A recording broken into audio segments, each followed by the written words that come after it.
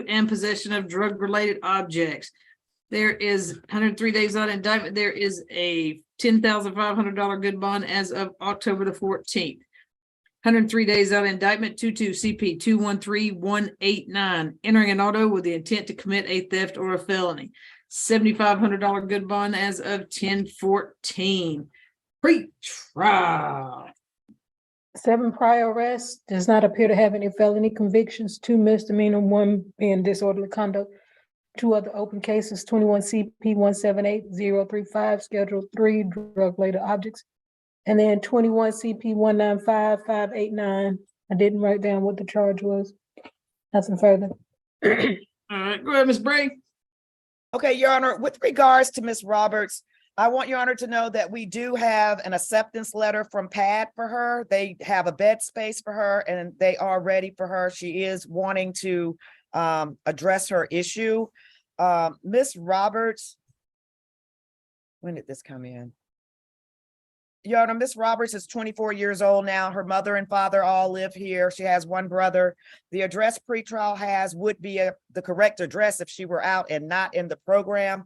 But I really want her to receive a UJR to the program, Your Honor, based on the amount of time she's been in, the inability for her to pay the amount of bond that she's had. And we've now found a program. They have space for her. So I'm asking for a UJR on both cases to the PAD program. And I do have the acceptance letter that I can send to the DA. I don't know which DA it is. All right, and that's going to be in Fulton County, correct? Where she'll be staying? Yes. All right. What says the state? Who's the state? Yes, Your Honor. This is Adia Wiggins for the state on this matter. Okay, go ahead. The state believes that the current bond as set is both fair and reasonable, given the facts of the case as well as her history. I understand that she does not have any felony convictions. However, she does have a prior drug offense that was revoked under conditional discharge, as well as a bond forfeiture. That was actually a conviction for that bond forfeiture. In addition to the pending cases that she does have, not only these 2, but as Your Honor has heard, she does have those other pending cases. The state is concerned that she is a likelihood to reoffend, as well as a flight risk given those prior offenses. I understand the desire to have her go into the program, and I do recognize that she has been without indictment for over 100 days. But again, it is not as though she does not have a bond. It is one that she cannot make. State is also concerned, given the allegations of 22 CP 213189, being that she was essentially caught while committing that theft. If the court finds that it does wish to reduce the bond, the state would ask that it be reduced to a reasonable amount, considering the facts, but not necessarily a UJR. But I will leave that up to the court.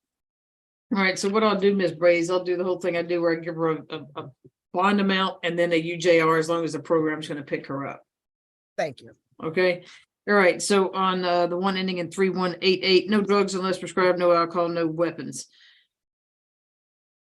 You're gonna have an ankle monitor paid for by the county with a 24-hour curfew, except for a court, lawyer, medical, and any participation in the PAD program. So $1,000, $1,000, $1,000, $250, $250, and $250. On position 2, ending in 3189, we'll go down to a $3,000 good bond. No drugs unless prescribed, no alcohol, no weapons. No further contact with Catherine Rafferty, Raferty. Stay away from 1030 Cicero Drive in Alpharetta.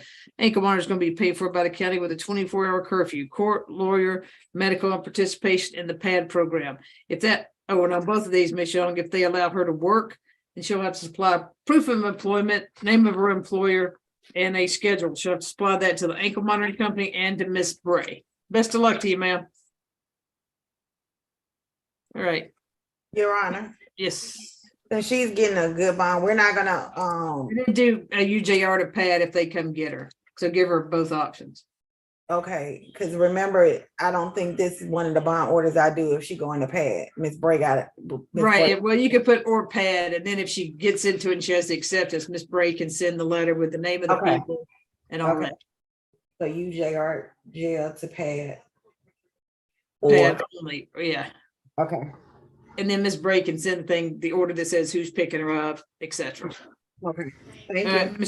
Mr. Joe, we got Benita Hunter, position 22 CP 209-285, 247 days without indictment, criminal trespass, obstruction of a law enforcement officer by use of threats and or violence, and obstruction of a law enforcement officer. There is a $6,000 good bond as of September the 13th, pre-trial.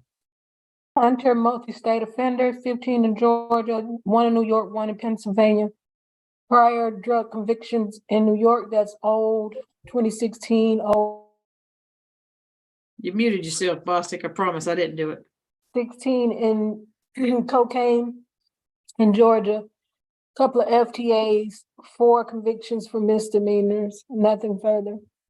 All right, go ahead, Mr. Cho.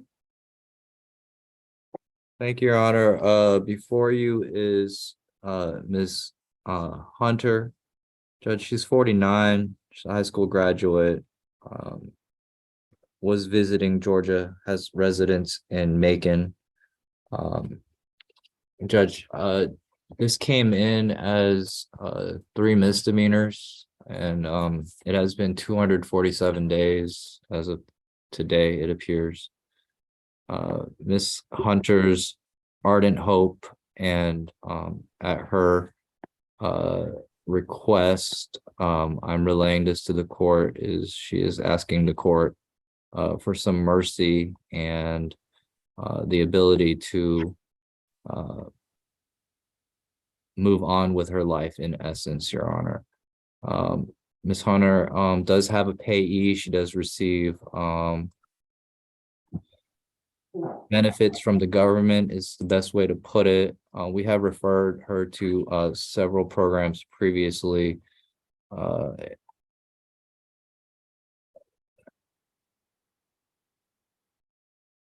And at this point, we haven't been able to get her into any kind of program. Judge, we're just on a rock and a hard place. What Ms. Hunter wanted the court to know is that she was at the Greyhound station. She was on her way home to Macon.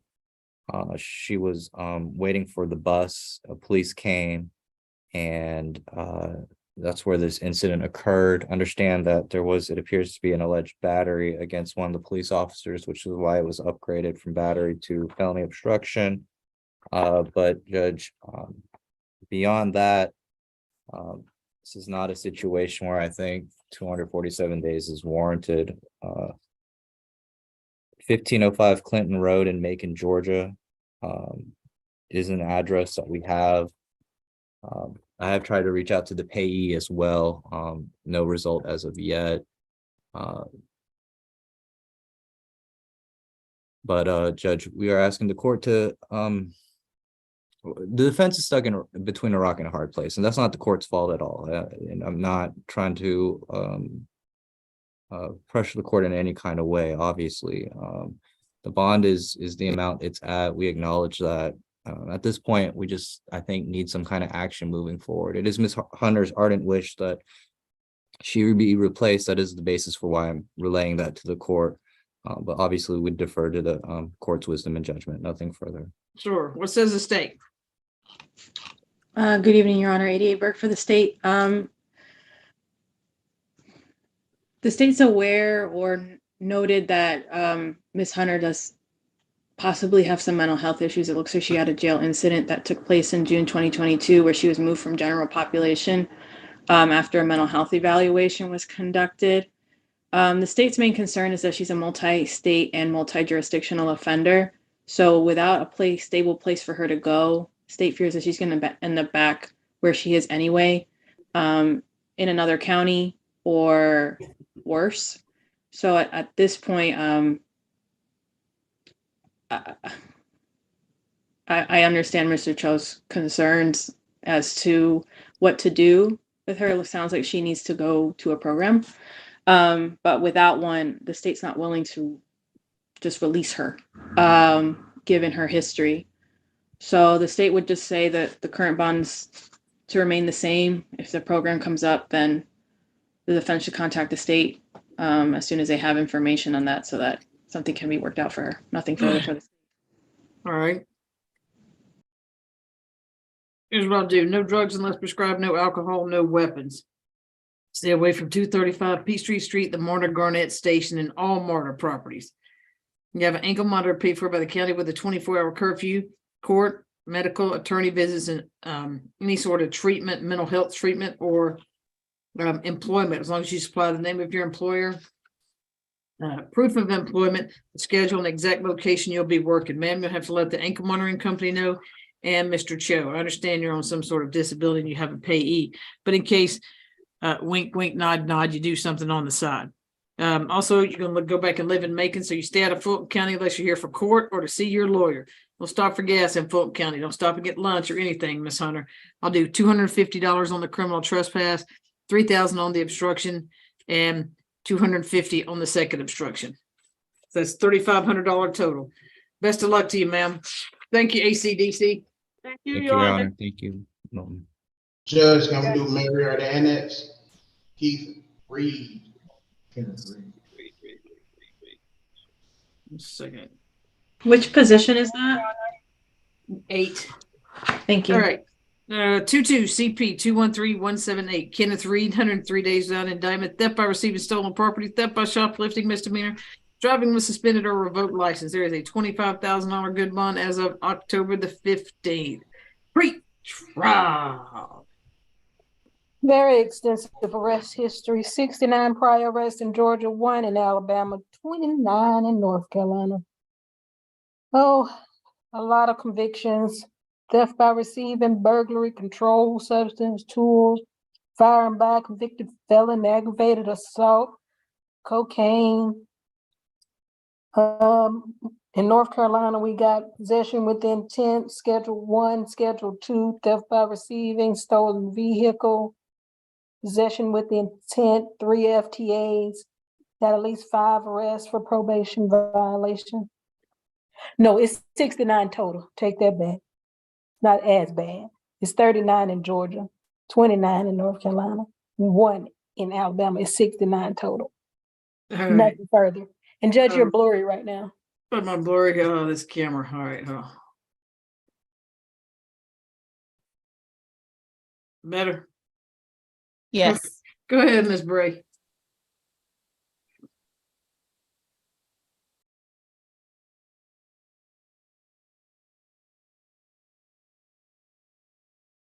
Ms. Bray?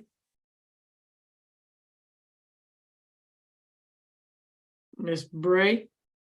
Oh, Lord. Yeah. I'm sorry, Your Honor. I didn't hear y'all call my name. That's all right. This is yours. Wait, I'm sorry. Which one? I'm so sorry. Kenneth Reed. He is another one that has been accepted into a program, and we have a release date or a date that they can pick them up, which is January 31st. I do have the acceptance letter. I just need to know which DA to send it to. Hold one second. Which program is that? Trinity House, Okay. and we have the acceptance letter. I just need to hold on. I got so many people on tonight's calendar. Ooh, Exactly. I'm just Miss And I- Bray, yes. you can send it to me. Who said that? I'm sorry, ADA Burke. Oh, Miss Burke. Oh, I'm sorry. Hold You can send on. it to me. Did you say it was Trinity House? It's Trinity House, and I know I have the file. I just picked it up. Now I'm like, where in the world did I put it? Are you able to tell me how long he'll be there? I guess as long as he would need to be there, but he would be there a while, I know, because there's no other housing option for him. That would be his housing option. It also includes therapy, counseling, and they assist with getting jobs, the whole 9. And I do have the acceptance letter saved on my computer. So just hold on, and I'm gonna send it to you. Okay. You said Burke, right? Yes. Should be a copy in his docket if you look, ADA Burke. And I'm looking to see what I find for him.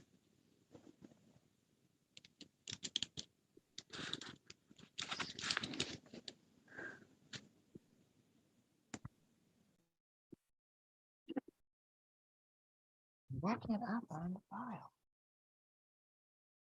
Jesus.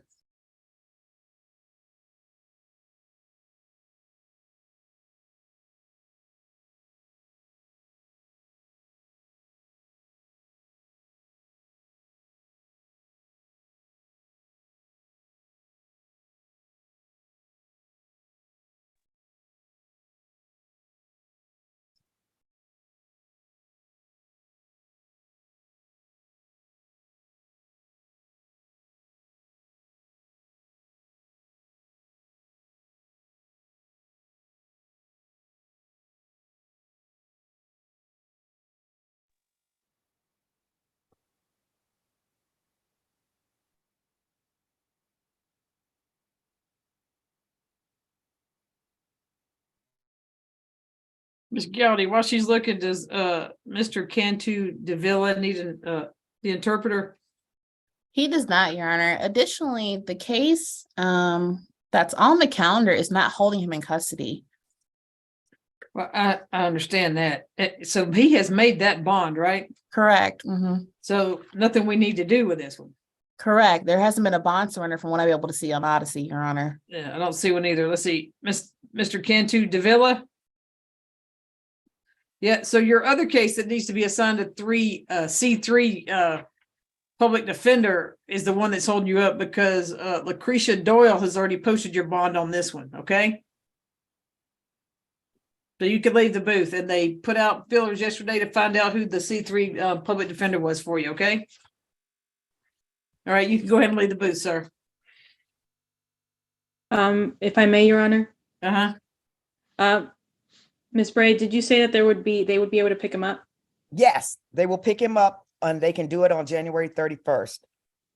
Okay, Your Honor, given Mr. Reed's, well, actually, did you want me to proceed or Ms. Bray with arguments? Sir, go ahead.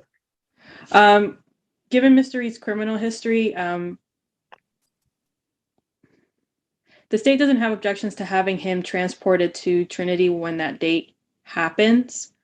I guess if Trinity would just report if he is not compliant, that would be, it seems like that's the best approach for him because his history screams he needs help.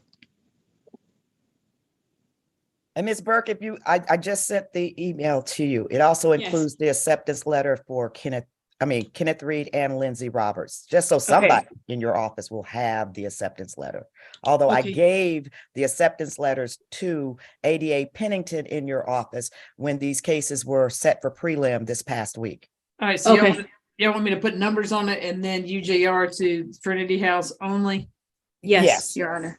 All right, so here's what we'll do. No drugs unless prescribed, no alcohol, no weapons. Stay away from 3500 Martin Luther King Jr. Drive. No further contact with Alexis, last name Sivcouukh. No driving unless you have valid driver's license, insurance, and registration. Stay away from all Family Dollar stores. Gonna have an ankle monitor paid for by the county with a 24-hour curfew except for court, lawyer, medical, and finding any treatment that you get at Trinity House. And that'll be paid for by the county. So I'll do 10,000, 2,000, and 2,000. And then UJR to Trinity House only. And Miss Young, she'll write up whatever order it needs to be once she figures out who's picking them up at Trinity House. Yes, ma'am. Thank All you, Your right. Honor. Thank you. Thank you, Mr. Reed. You can leave the booth. Good afternoon, Your Honor. Spanish interpreter is present. All right. Thank you, Ms. Chavez. Let's see. Let me get through these at Cobb. Danny Duo. All right. Ms. Safaraz, you here? Yes, There we are. All right, it's number 22 CP 205-879, 374 days without indictment. There's a $16,500 good bond as of October the 24th. You got possession of Schedule 1 controlled substance, possession of scheduled controlled substance, and Schedule 2 with the intent to distribute, possession of drug-related objects, giving false name, address, date of birth to a law enforcement officer. Pre-trial. 3 arrests, no felony convictions, open case, Cobb, trafficking in meth with the intent, Schedule 2 substance, nothing further. All right. Go ahead, Ms. Sarfarazzi. Where's he planning on living? Yes, Your Honor. We have an address at 1380 Elm Creek Lane. That's in Norcross, Georgia. Okay. And just some background about my client. He's been in custody, like you said, 374 days. He does have that holdout in Cobb County, so we cannot apply for the bail project, and of course his amount is too high. Your Honor, he's had his prelim in October. 2 North, booth 5, sit down. Take your seat, sir. Take your seat. Stay in your seat. Sorry, Ms. Safarossi, go ahead. No problem. So, Your Honor, he had his prelim back in October of 2024. Hold on, 5 North, booth 3, you sit down too. All right, gentlemen, if you get up and you leave the booth, your case is going to be continued. You come back in a couple days. Go ahead, Ms. Safarossi. Yes, Your Honor. And Your Honor, before his preliminary hearing, you would reduce his bond to $8,500 in August. And then at his preliminary hearing, we got a charge drop, but his bond was increased by Judge Drake to the 16.5. Your Honor, my client, he doesn't have any family in Georgia. His family is in California. And he has been in Georgia 5 years, though. He's been in custody a long time, so he does not have... Please open up 500 for mental health. All right. Go ahead. Sorry, somebody was off mute.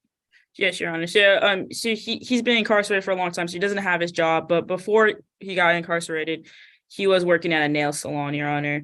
We are going to ask if you reduce his bond today. I would ask for a $5,000 number. It just gives a more practical number to work with. He has been he's been in custody for a long time, and this is a case where the state could accuse it, or they could decline to prosecute, whichever one they see fit. So we would ask for a major reduction at $5,000. All right, what says the state?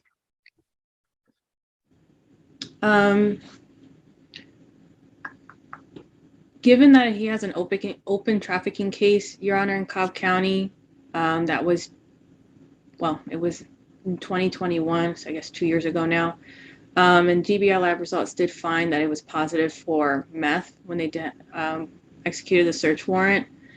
The state wouldn't agree to a $5,000 bond at this time. We'll leave the number to the discretion of the court. I will say, though, that the possession and use of drug-related objects in this matter has no bond. It's at no bond status. So that would need a bond. But which one has no bond? From what I could tell, unless I'm seeing something incorrect, it looks like possession and use of drug-related tools. It should be UJR. Yeah, that's a UJR order. That's a UJR. My end, it was showing no bond.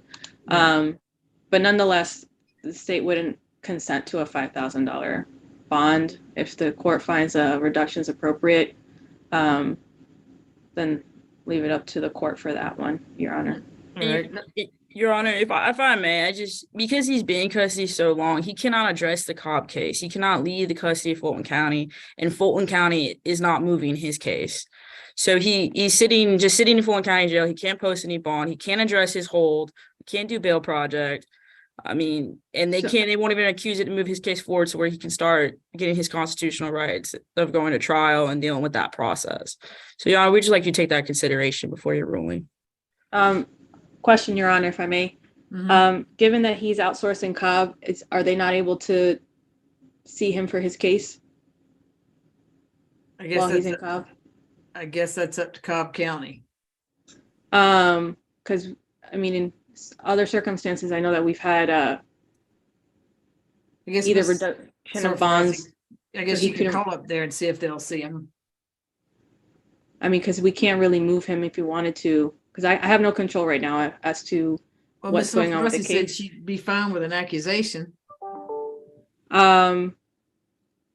To be honest, full transparency, I know you guys seen me here before plenty other times, but I'm only covering today.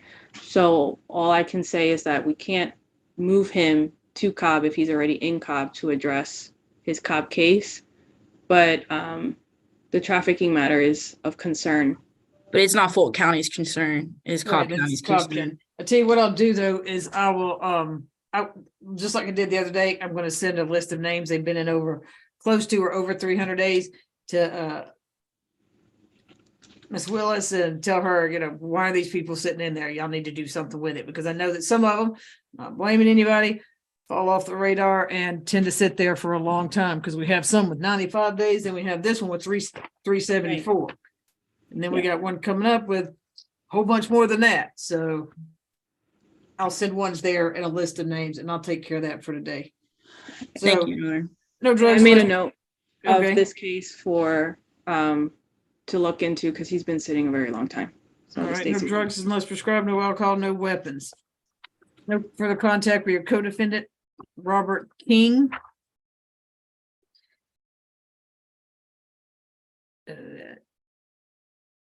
You must reside at the 1380 Elm Creek Lane in Norcross. Stay out of Fulton County, sir, unless you're here for court or to see your lawyer. You're gonna have that ankle monitor paid for by the county with a curfew from 24-hour curfew. Court, lawyer, medical, employment, as long as you supply the name of your employer, schedule, the exact location you'll be working, and proof of employment. If you don't do that and turn it over to the ankle monitor company and to your lawyer so she can supply it to the state, that'd be a violation of your bond. So the controlled substance, Schedule 1, 1,000. Controlled substance, Schedule 2, I'll bump that down to 5,000. And the possession of drug-related objects is UJR jail, and I'll do given false name to law enforcement officer, $1,000. And sir, you'll have 48 hours to have that ankle monitor placed on your ankle once you're released from Cobb County. Best of luck to you, sir. You can leave the booth. Thank you, Your Honor. All right, so now I got Julius Kearney. Wave your hand if you're Julius Kearney. That case should be declined, Your Honor. Was it declined?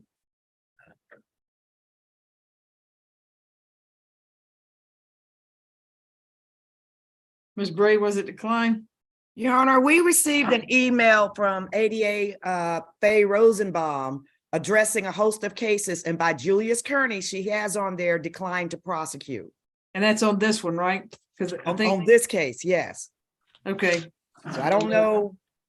Your Honor, I'm checking to double check to see if it's already been done.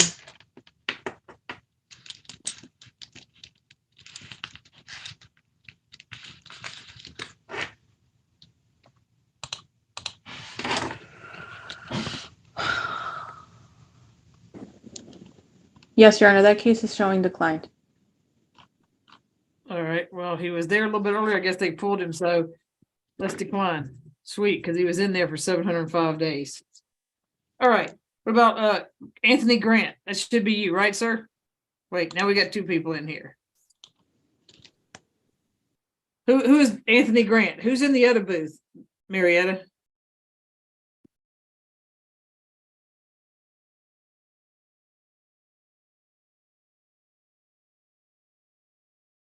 You're on mute, Marietta.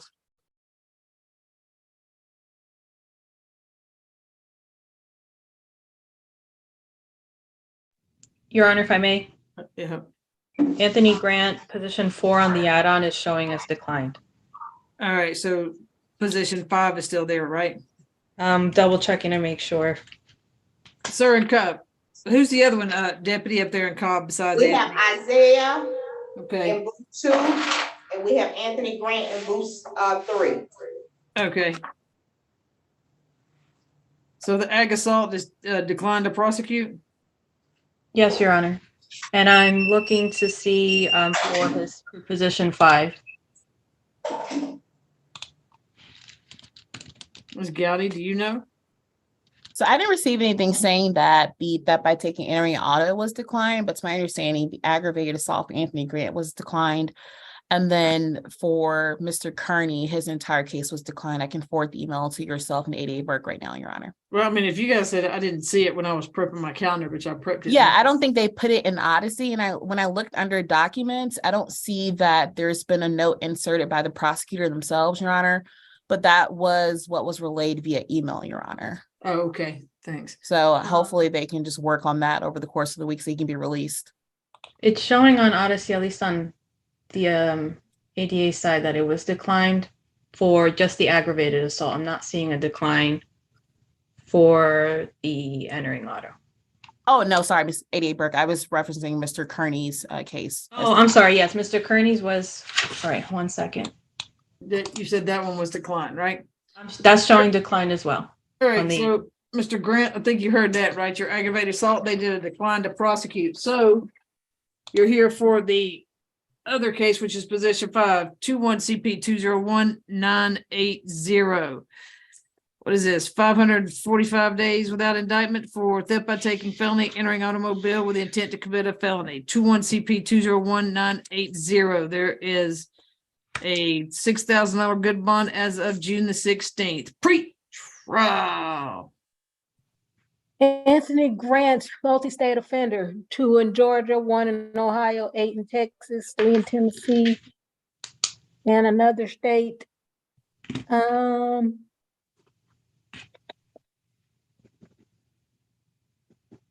are these numbers? He has other open cases, 21 CP 201-980, for theft by taking and entering auto. That's this case, ending in 80. What these numbers end with? 89? 89 was There's an 89 declined. and an 80, Bostic. 89 was Okay, then he declined. has We're one that talking ends about in 80. 201. All right, let's go ahead, Ms. Gowdy. Yes, Your Honor. As Your Honor is aware, Mr. Grant has been in custody for 545 days, Your Honor, without indictment, without any type of procedural movement, Your Honor. These cases both had their prelims back in April of 2022, Your Honor. There's no excuse at this point. Officers were present for both cases. For the entering auto theft by taking, the officers alleged at the prelim there was a video depicting the incident in its entirety, Your Honor. The video was preserved for later review from the business, Your Honor, and yet no indictment. I think that's pretty as straightforward as it gets as it relates to whether or not Mr. Grant is actually involved in the incident that he is accused of at this point, Your Honor. I'm happy to hear the aggravated assault was declined by the state, Your Honor. In that case, it was Mr. Grant allegedly committing an offense against another homeless individual, Your Honor. He doesn't know this person by name, doesn't know their phone number, their address, their email address, anything about this individual. He also maintains his innocence in that case as well, Your Honor. Prior to tonight, the bond for both cases cumulatively was $9,000. It was $3,000 for the aggravated assault and $6,000 for the non-violent offense, Your Honor. As you can see in his docket, I filed an amended bond order last week reflecting that he's been accepted into Trinity House, Your Honor. And so at this point, we're simply just asking for the court to reduce bond cumulatively such that he can go to the Trinity House program. His bond is $9,000. We're asking for a global bond of $5,000 between both cases. He has a scheduled transport date of January the 31st. So hoping that the just second have to- case can be, also kind of dismissed or declined by then as well. But if not, at a minimum, Your Honor, we're asking for the bond in the case ending in 980 to be reduced to $5,000 or nothing more than $5,000, so that he's able to have that bond paid for by the bail project and finally get out of the Fulton County Jail after being in there for 545 days, Your Honor. All right, so the bond here is only 6,000. Yeah, and that's over the amount for the bail project, Your Honor. All right, what says the state?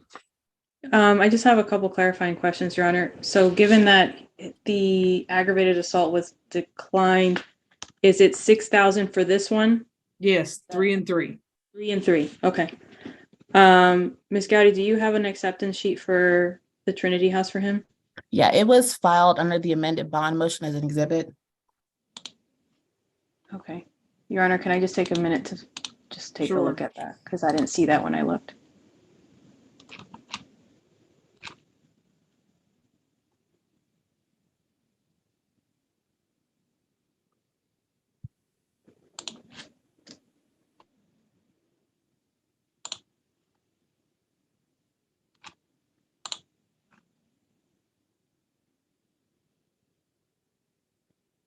Does he have a transport date or does he need one?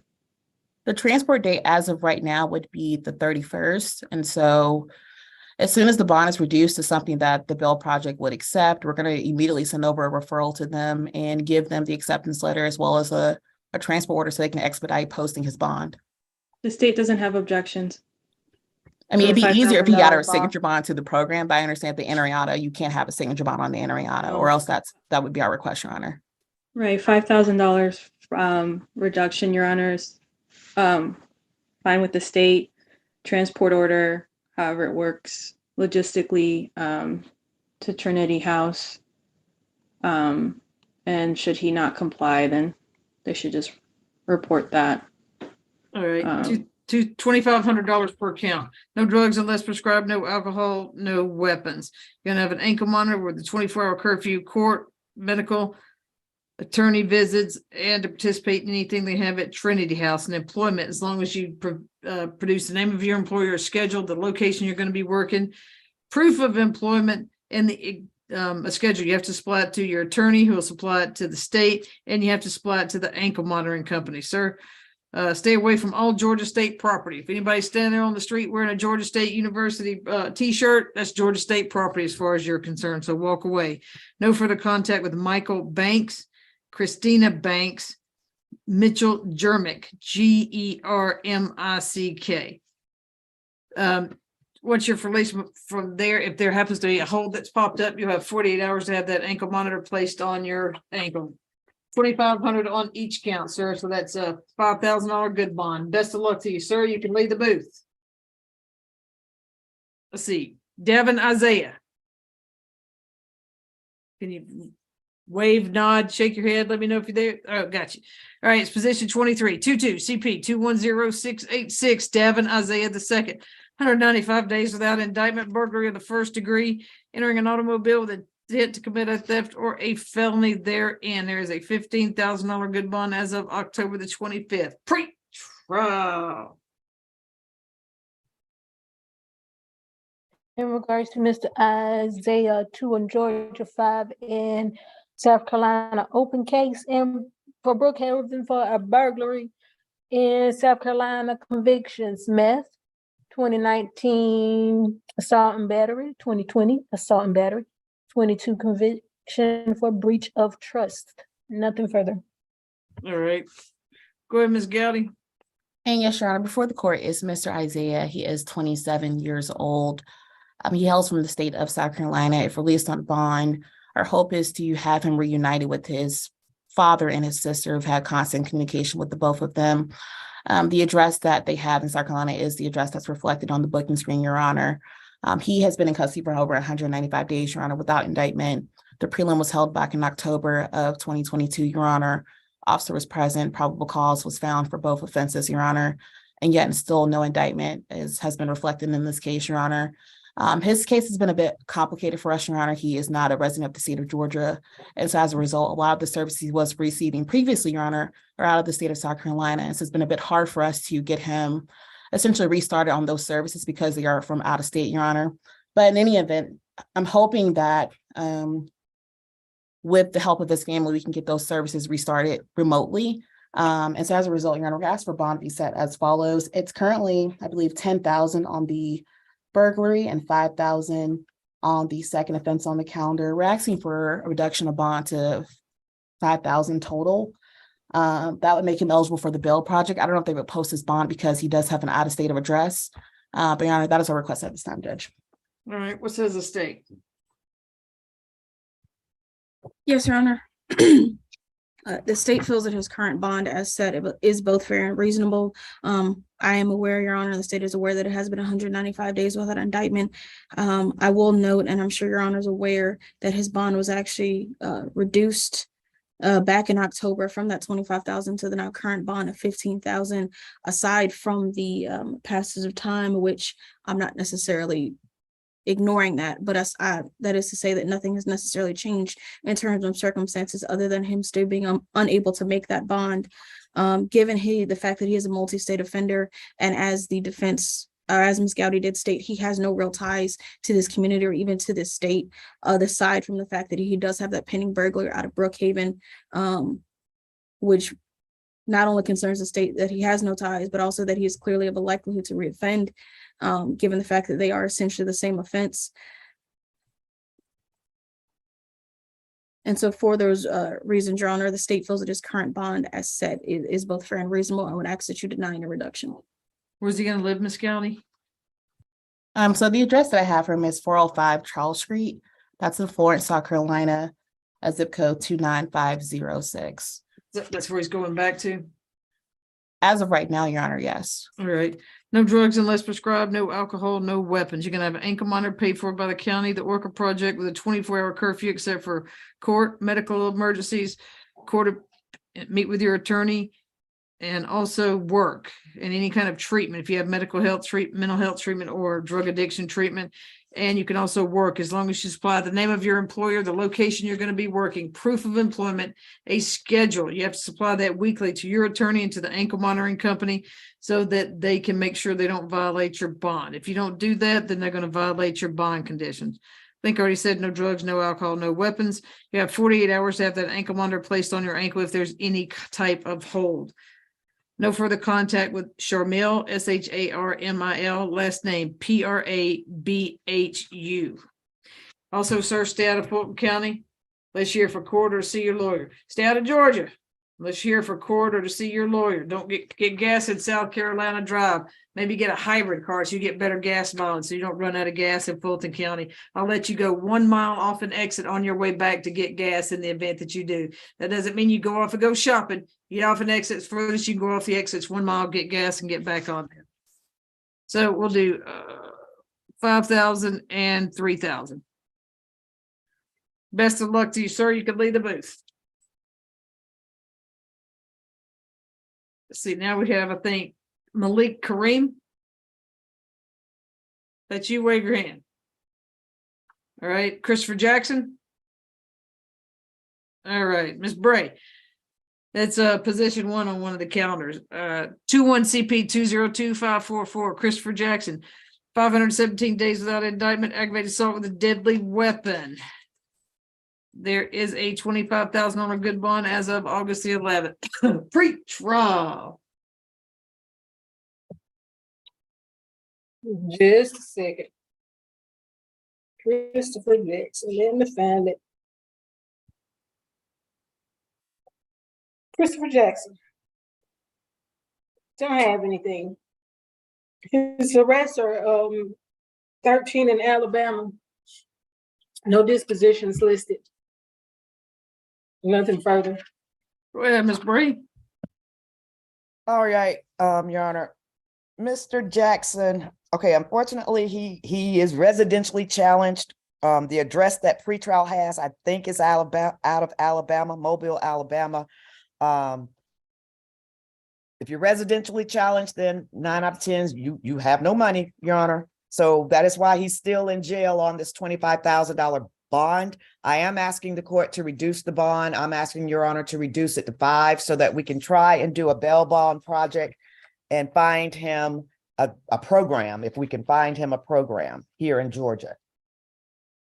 All right. What says the state? One moment, Your Honor, if I may.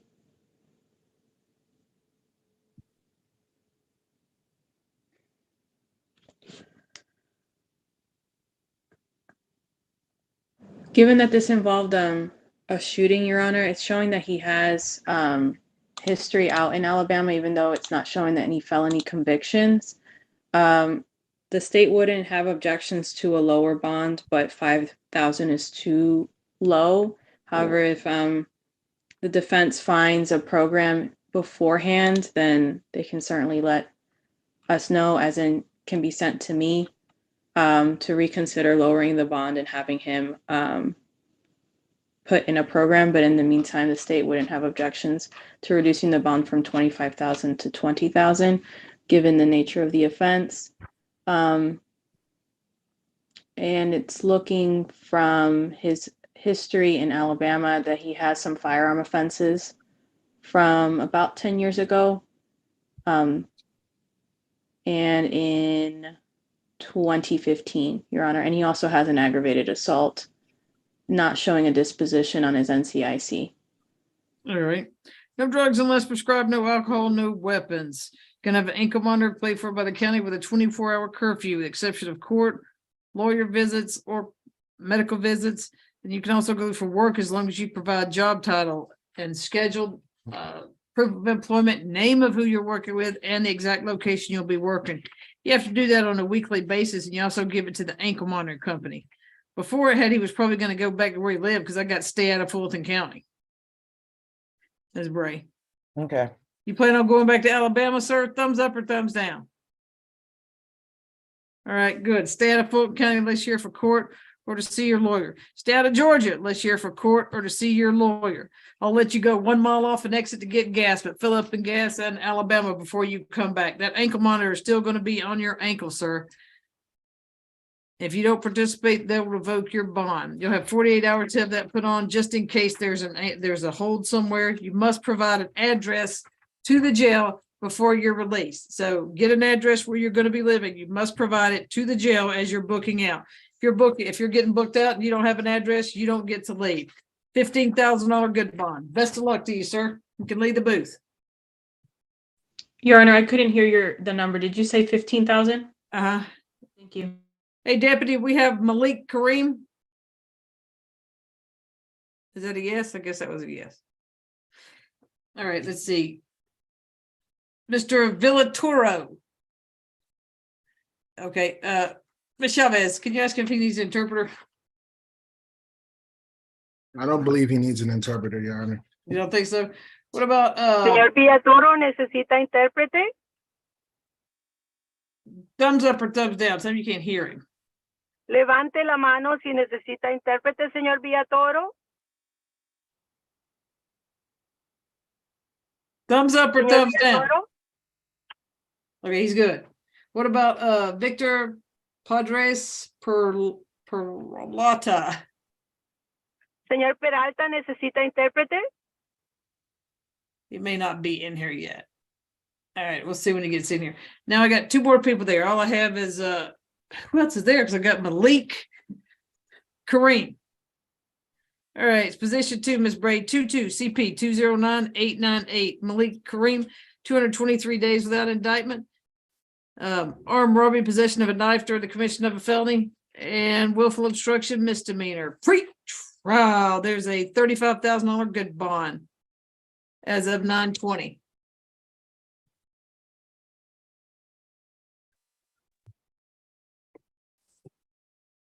I'm looking. Which position on the, Position 2, it's position 2, is all I know, one of the add-ons. I think that was a Okay. reset from the old calendar. I don't have anything on Malik Kareem. That was on the I got it. I don't have anything on Malik Kareem. all right, go ahead, Ms. Bray. All right, Your Honor, Mr. Kareem he should be 55 now.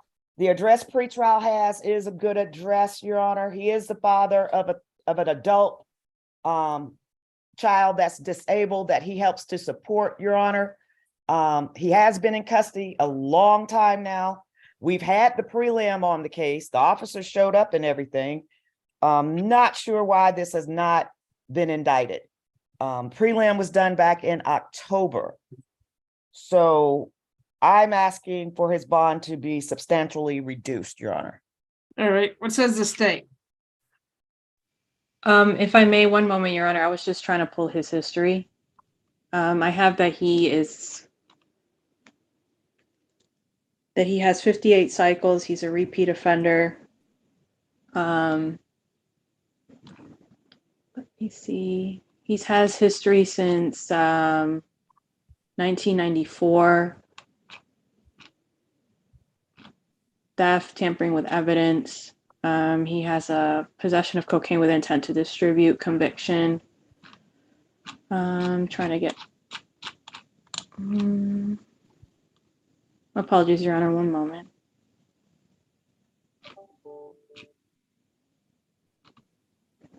He has several matters since that time without a disposition,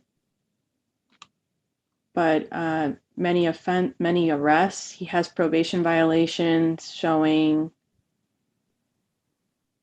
from 2020 for a 13 SC case. I'm sorry, it was 2014, not 2020.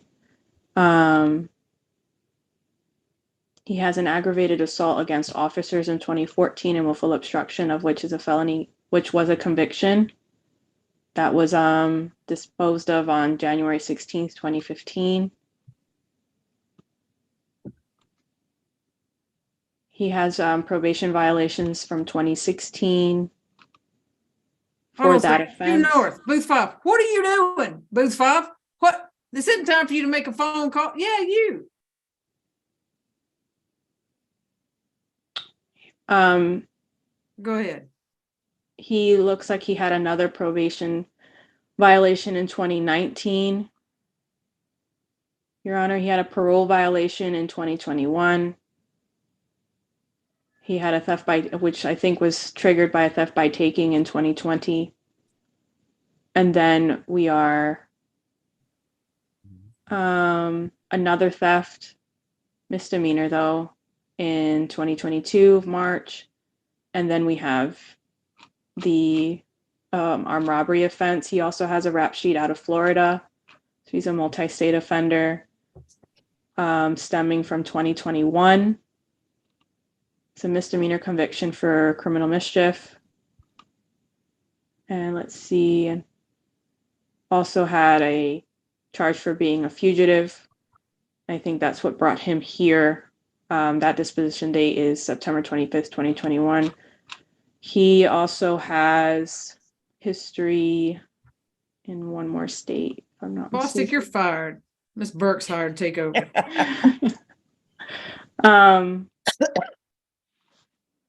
Let's see.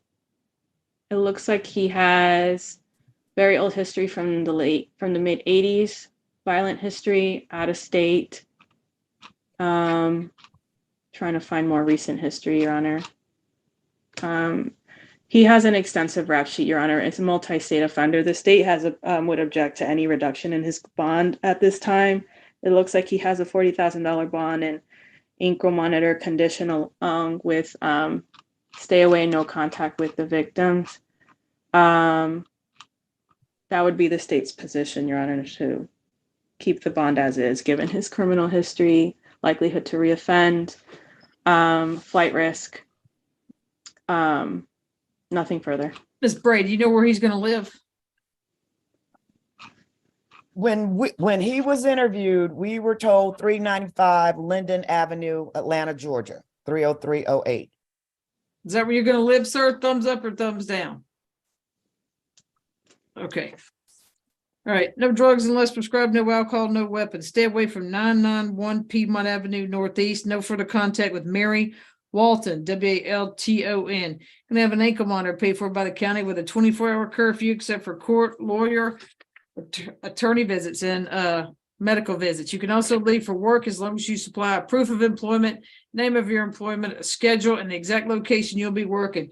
You'll have to do that to the ankle monitoring company, give it to your lawyer so they can also give it to the state.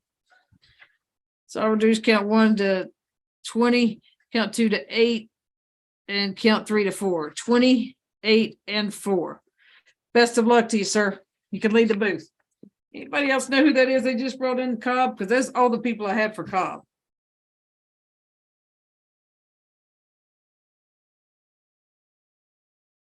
Booth 2 and Cobb. Could you get the deputy so she can unmute you so I can find out your name?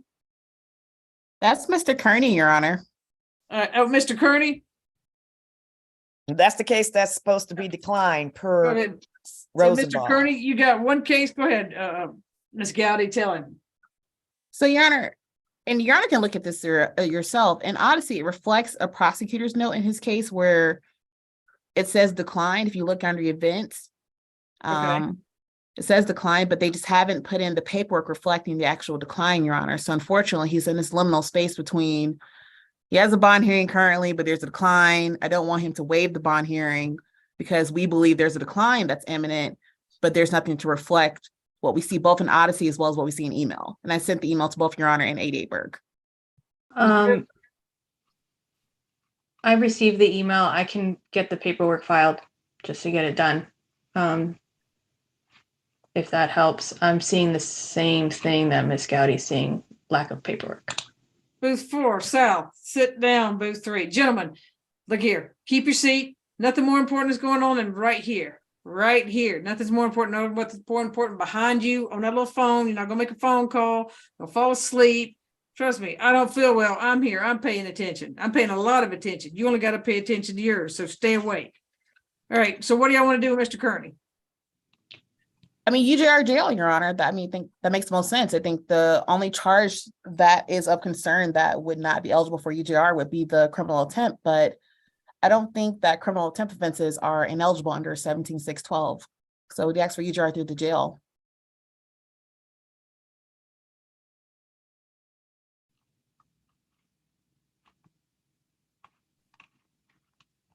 So they declined on both, Ms. Burke? It looks like it looks like all the offenses, I'm sorry, my video's off. It looks like each offense these offenses were declined, Your Honor. Here's what we'll do. Ms. Young, are you ready on Julius Kearney? Yes, ma'am. So they just have the possession of marijuana less than an ounce and criminal attempt to commit robbery, right? But it's already at, The robbery was already previously dismissed. The possession of marijuana was UJR jail, and the simple battery was UJR jail. Oh, criminal attempt to commit robbery, correct. right. So we'll do no drugs unless prescribed, no alcohol, no weapons. Stay away from 435 West Peachtree Street and all MARTA properties. Anyway, sir, even if this is dismissed, MARTA's already banned you from MARTA property, so you can't go back there anyway. No drugs unless, let's see, no drugs.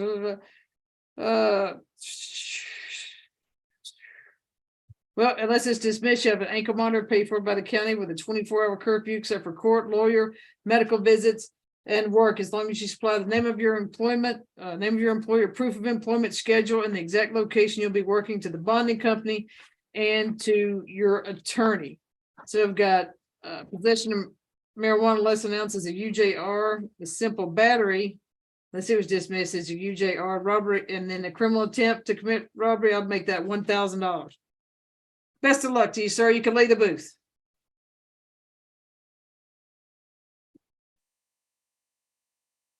Okay, but ADA Burke, you're going to file that like tomorrow? I'm gonna find out why it hasn't been filed, if it's gonna be filed, but I'll take care of it. Thank you so y'all, much. you can email me if you don't see anything before close of business tomorrow, but I made a note on some of these already to see what's going on. I'm not in that unit to know one way or the other. November Ms. 14th. Bray, let's get this. We got a lot to go. Do you got Padres Perlotta? Do they need an interpreter? Yes. Okay. You don't see him here, right? No. All right. As soon as he gets in, let me know so we can get Ms. Chavez out of here. So position 19, Alexander Villatoro, 22 CP 213400, 95 days without indictment. We got $13,000 split bond as of October the 24th. Possession of Schedule 2 controlled substance, driving motor vehicle on suspended, canceled, revoked registration, no insurance, possession of drug related objects. Wow. Villatoro, 10 prior arrests, does not appear to have any felonies. 2 misdemeanors, 1 being violation of the family violence order in 2011, a couple of probation violations, nothing further. Go ahead, Mr. Tessier. Sorry. Thank you, Judge. Mr. Villatoro is 33 years old. We do have a good address for him. 3096 Stratford Arms Drive, confirmed with his family that he does reside there with his parents and his brother. He's been here his entire life, Judge. Almost his entire family's here. Parents, siblings, aunts, uncles, cousins, nephew. He's got 2 children, completed his high school diploma, was working at Omni Cable at the time he was arrested, and can return, is what he's told me. What his family has told me, I'm sorry. No prior felony convictions, as you heard, doesn't have 2 or more FTAs, not convicted of 2 or more violent offenses in the last 10 years. Judge, he's been in custody about 95 days, no indictment. We'd be requesting that the bond be reduced to $6,500. His address, that's in outside of Fulton County, isn't it? It's in Atlanta, Georgia. Oh, he had a Lilburn address before. This is Atlanta, Georgia, 30341. Sir, are you living in Fulton County or Gwinnett County? Thumbs up for Fulton. Gwinnett. DeKalb. He lives in DeKalb. Okay. All right. What says the state? Yes, Your Honor. I'm sorry, we're referring to Mr. Villatoro. Okay, I apologize. Yes, Your Honor, the state feels his current bond is fair and reasonable. I understand that he has no prior felonies. However, the offenses that he does have are of concern simply because I think they not only show a likelihood to reoffend, they also show a likelihood to disregard court orders. He has prior misdemeanor convictions for violating a family violence order. He actually has a pending case out of Gwinnett for violating a family violence order, along with possession of meth. I also show another pending VGCSA out of Gwinnett. And I do note there appears to be a hold. He's also got a prior conviction for obstruction as well as violation of probations. That history, although not felonious or necessarily violent, does show the state that he has a history and a pattern of not complying with court orders and mandates and not necessarily agreeing with the court's authority over him. And so for those reasons, the state feels that his current bond is fair and reasonable. I would ask that you deny any reduction. All right, Bostic, is this should this one would have went through pretrial? Mal put it through pretrial for possession of drug-related objects. What's the question? With this, should this case have been put through pretrial? She put drug-related objects through pretrial. No, it should not have been. All right, then I'll change that. I didn't think so. All right, sir, no drugs unless prescribed, no alcohol, no weapons. Stay out of Fulton County unless you're here for court or to see your lawyer. Once again, sir, fill up with gas in DeKalb County. Come, go straight to court, leave, or straight to see your lawyer and leave. You should fill up. Don't get $2 worth of gas. Fill up so you can make from DeKalb County to Fulton and back. All right, that's not that far. You can only come here for court or to see your lawyer. Stay away from 700 Morosco Drive in Atlanta, MROSGO Drive in Atlanta. No driving without a valid license, registration, or insurance. You're gonna have an ankle monitor paid for by the county with a 24-hour curfew. Court, lawyer, medical, and employment. Sir, just provide the name of your employer or schedule proof of employment and exact location you'll be working. Give it to your lawyer, give it to the ankle monitoring company. So we're gonna go 5,000, 1,000, 1,000, and then 100. 5,000, 1,000, 1,000, $100. Best of luck to you, sir. You can lay the boot. Thank you, Judge. That completes my business. May I be excused? Yes, sir. Have a good one. Thanks, Judge. All right, let's see. Floyd Tidwell. Wave your hand if you're Floyd Tidwell. All right, got you, sir. 24 is 22 CP 210314 Floyd Lamont Tidwell, 210 days without indictment, willful obstruction of law enforcement officer, removal or attempt to remove a weapon from a public official. There is a $3,400 good bond as of October the 6th. Pre-trial. Tidwell, multi-state offender. This is his only arrest in Georgia, 1 in Ohio, 12 in Indiana, 3 FTAs, and then conviction for dealing in hash oil. Nothing further. All right, go ahead, Ms. Bray. Yes, Your Honor, Mr. Tidwell is 30 years old, and she's correct in that he lives in Indiana. He has a hold out of Indiana, Your Honor. He's been in so long. We've done the prelim. It's a silly case. I'm asking for a UJR to the hold only, because it just makes sense if the state's not going to go forward on it. We did this prelim way back in October, and he's been in since July of last year. So this simple case, this should have been indicted already. All right. What says the state? And he's going to live in Indiana, Ms. Bray? Yeah, well, he doesn't live here. He certainly doesn't live here. So he could go back to Indiana, and he has to go back to Indiana because of the hold. Just want to know if that's where he's going to live. What Yes, says the Your state? Honor. Ms. Wiggins, is it you? It is, Your Honor. All right, go ahead. Yes, Your Honor. As Your Honor did hear, he is a multi-state offender. And as Your Honor did hear, he is obviously not going to live in Georgia. It's not even exactly clear where he would go. I understand he has a holdout of Indiana, but at that point, once he deals with Indiana, the state's concerned that there's partly due to the fact that the offense did occur in the jail. I believe, given the fact that there's no other history in Georgia, it likely had to do with the holdout of Indiana, for which I do see multiple FTAs. And so the state's concern is not only does he present a danger to the community, given the fact that he attempted to take a weapon from an officer, he has no ties to the community, he's a demonstrated flight risk. I'm concerned that even if we do the UJR hold to Indiana and Indiana resolves whatever they're going to do, we have no idea where he goes at that point. So the state's concerned about actually getting him back here to deal with these charges. Okay. No Except drugs that and- he's been here since July trying to deal with these charges and the state hasn't done their part. I'll If they send do this their name. part, he can deal with it. I'll send this name up too, Miss Bray. No drugs unless prescribed, no alcohol, no weapons. State of Fulton County, sir, unless you're here for court or see your lawyer. State of Georgia, unless you're here for court or see your lawyer. You can actually fly into Fulton, well, it depends on which terminal you go into. You could be flying into Clayton County, but you can fly into the airport. You can't, and get on the train, take it downtown to the Pie Point station, go to court and leave. All right. You can have an income monitor paid for by the county with a 24-hour curfew, except for court, lawyer, medical, and work. You provide the name of your employer, place of employment, and the exact location you're going to be working. Sir, you're also going to need to provide an address where you're going to be living. Before they will transport you to your hold, you're going to have to give an address to the jail of where you will be living. All right. We got 1,200 and 1,200. Best of luck to you, sir. State of Georgia, state of Fulton County. You can leave the booth. So is Quentin that- people.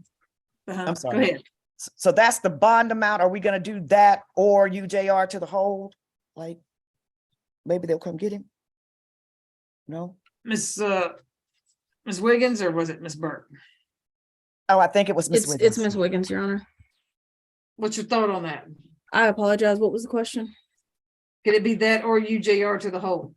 And I do have an address for his aunt that lives here in Georgia. So if he had to come back, which he would to deal with the case, there's an address that I can provide to the court.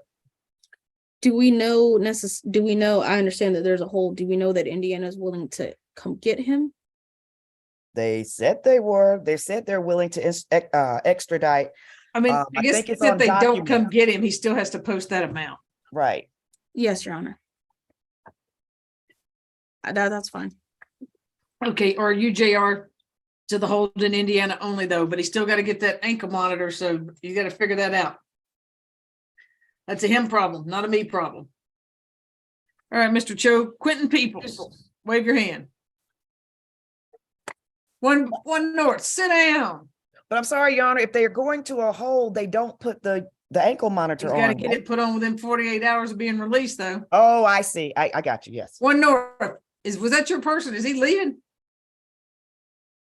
I didn't see it. Who is that? Is that your person? Which Quentin one? People, are you finished one north? Oh, I don't even know who that is.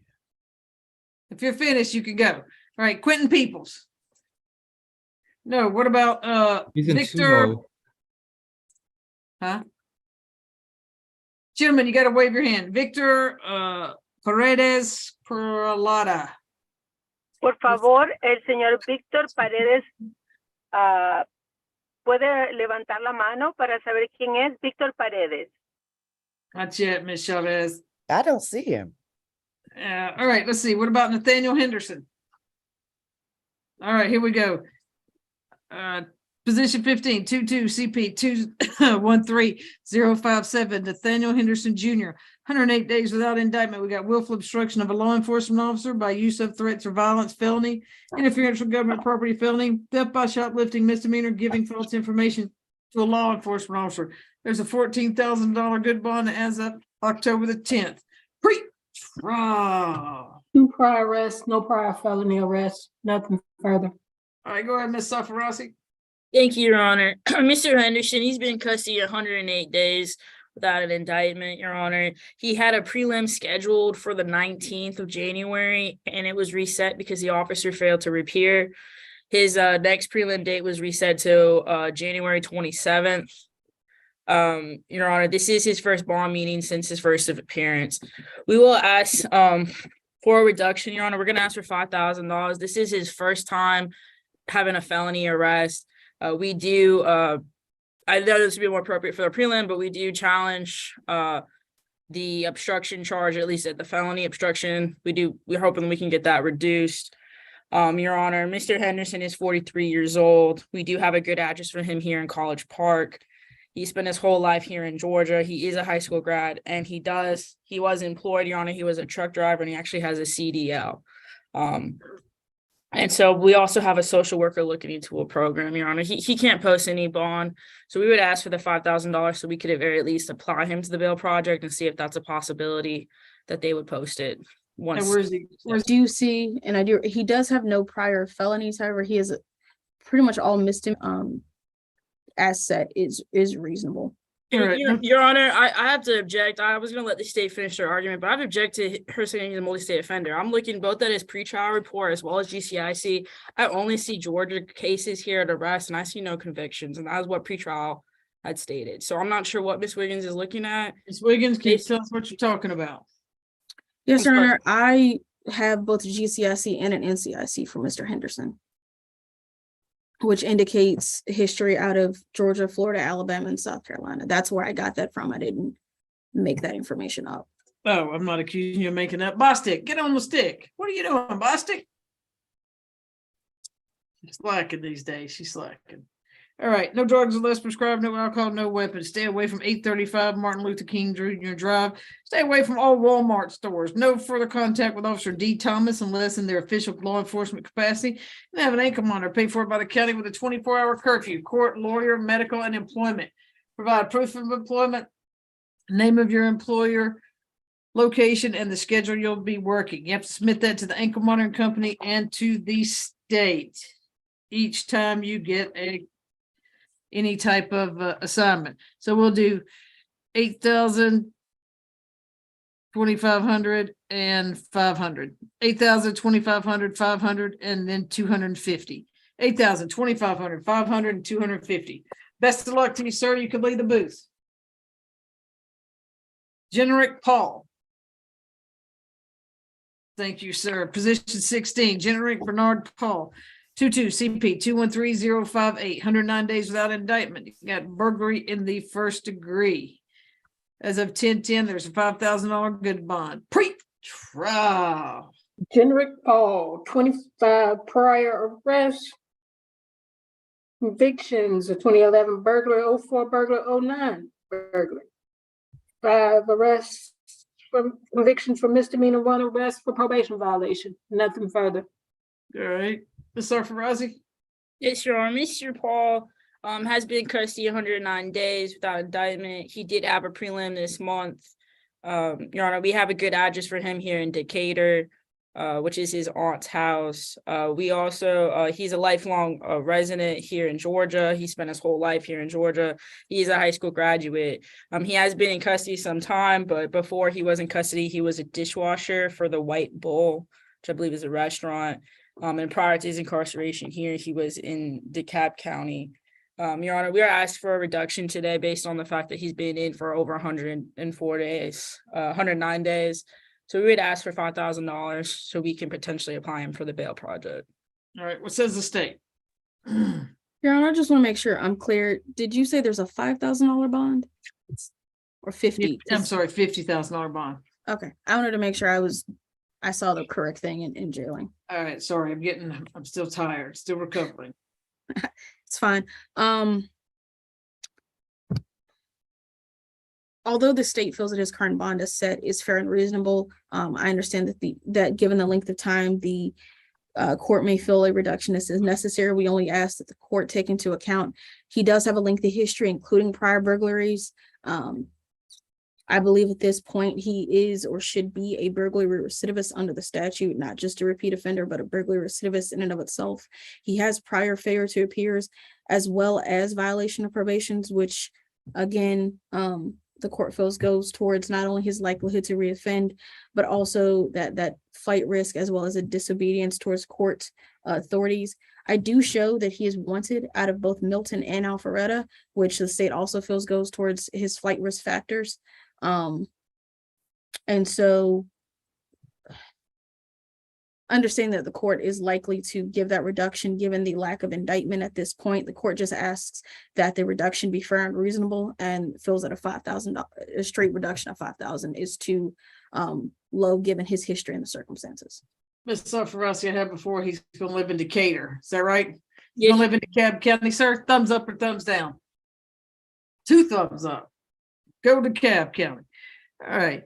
No drugs unless prescribed, no alcohol, no weapons. Stay away from 901 Abernathy Road, Sandy Springs. No further contact with TAHA, last name YARAMAD. Stay out of Fulton County unless you're for court or to see your lawyer, sir. That means you fill up into Cobb County, drive, don't run out of gas, fill it up, not just $2 or $3. Okay, sir, fill it up so you can get to Cobb County, you can get to Fulton County, you can get back. Have an ankle monitor paid for by the county with a 24-hour curfew, court, lawyer, medical, employment, as long as you supply the name of your employer, proof of employment, a schedule, the exact location you're going to be working. You have to supply that to the ankle monitoring company and to the your defense attorney so she can supply that to the state. All right. $35,000 good bond. Best of luck to you, sir. You can leave the booth. And if there's a hold, sir, you got 48 hours to have that ankle monitor placed on your ankle. Nick, you can leave the booth, sir. Nicholas K. All right. Ms. Judge, Harper. which defendant was that you just gave the bond to? I'm sorry. Paul, Frederick Paul. I'm sorry. Mr. Paul. Thank you. I just wanted to confirm. Okay, sorry. I threw it on the ground. Jerenick Paul, Your Honor. Jerenick Paul. Sorry, I was trying to read it. I threw my papers on the ground with my stack. All right, Nicholas Anthony, position 20, 21 CP 198-414, 284 days without indictment, burglary in the second degree, loitering and prowling. Now, this looks like he's already made this bond of $11,000, Ms. Safarazi. Have they came off of it? Yes, Your Honor. What happened was he was picked up on another case that ended up getting dismissed. And then they had held him on this case. So they came off, Atlantic bonding came off of it? Yes, Your Honor. All right, 284 days, pre-trial. I heard you say Nicholas Anthony. Is that Anthony his middle name or something? Antoli, Nicholas Antoli K. Okay. 7 prior arrests. First offender on a meth drug-related object. 1 FTA. Has an open case in Gwinnett, burglary, 2 counts, criminal trespass, entering auto, theft by taking, and you're blurry again, Judge. All right, dang it, why do I keep going blurry? I think it makes me look younger, Bostic. All right, Ms. Yeah, it Safarazi. You're fired, Bostic. All right, I have he's gonna be living in Decula, Georgia, Ms. Safarazi, is that right? So, Your Honor, he was actually accepted into sober living in College Park. And so he would probably go there. So we would be asking for a UJR to the program, or in the alternative, the dollar amount of $5,000. So half of College Park is in Fulton County, half is in Clayton County. Is that sober living in Clayton or is it in Fulton? I can give you the address, Your Honor, but I'm not sure which county it's located in. All right. So once he gets out of sober living, is he going back to Decula, Georgia, sir? Or you gonna get a place to live in Fulton? I don't know. Go ahead, Ms. Safarazi. Yes, Your Honor. I mean, he'd be in sober living for a while. I mean, their program is usually several months, and so I'm not sure if he has another address. I have spoken with his mother quite frequently. My understanding is that sober living would be the best place for him, for his housing. All right, what says the state? I just want to make sure I'm clear because I don't think I saw that. So he originally had $11,000 bond on these charges. He did. Through pre-trial services, I assume. No, it was $11,000 bond. There's no amount on pretrial anymore. Okay. So $11,000 bond, which he then made, was picked up on another charge, which was dismissed. I'm still showing the $11,000 bond for this in. I am too. That's why I asked her if it was. So he has an $11,000 bond still. That's why I asked her if they came off of it. I'm not entirely sure if someone came off of it. I don't know, because this case was before me. All right, so I would just suggest this, that maybe you want to check, because if they didn't come off of it, then he's bonded out and he can leave. That's all I'm saying. But go ahead, Ms. Wiggins, make your argument. I mean, my argument would be, if the case he was rearrested on was dismissed, I say we just reinstate the $11,000 bond. I'm fine with that. How about this? No drugs unless prescribed, no alcohol, no weapons. Stay away from 782 Peachtree Street.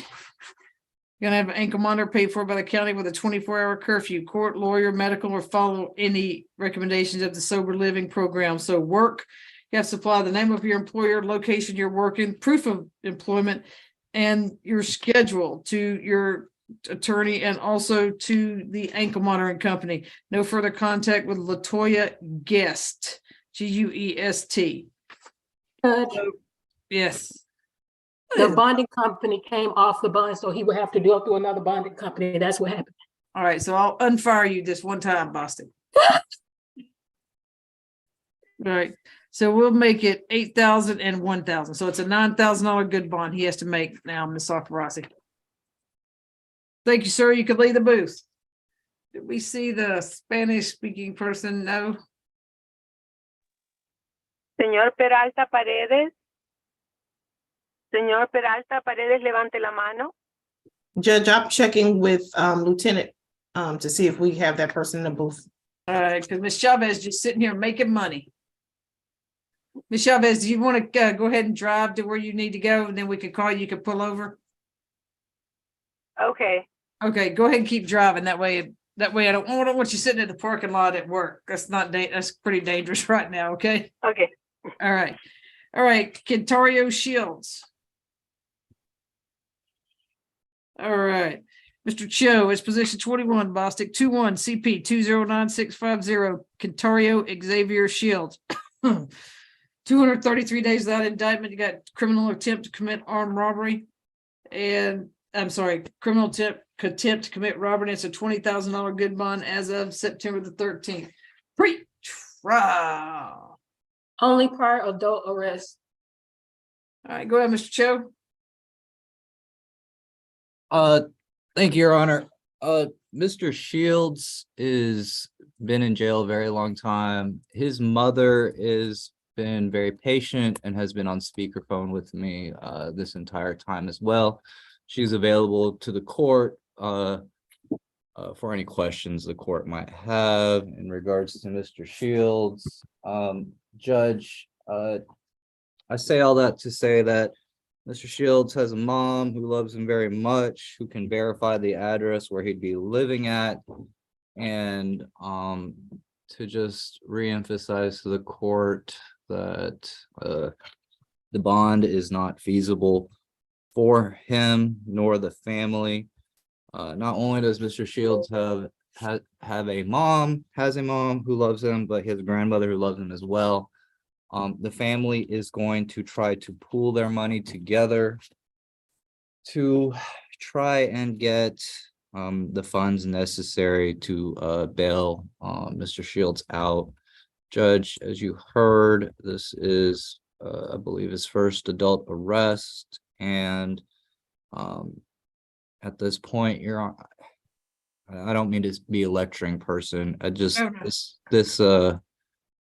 We've been doing this for years now, and it has not changed for whatever that's worth. And if we keep doing this, it's going to keep going, I think. Long and short, Judge, Mr. Shields has a good address, 2591 Ether Ridge Drive, ETHERRIDGE. That's in Atlanta, 30318. That is, Ether Ridge is one word.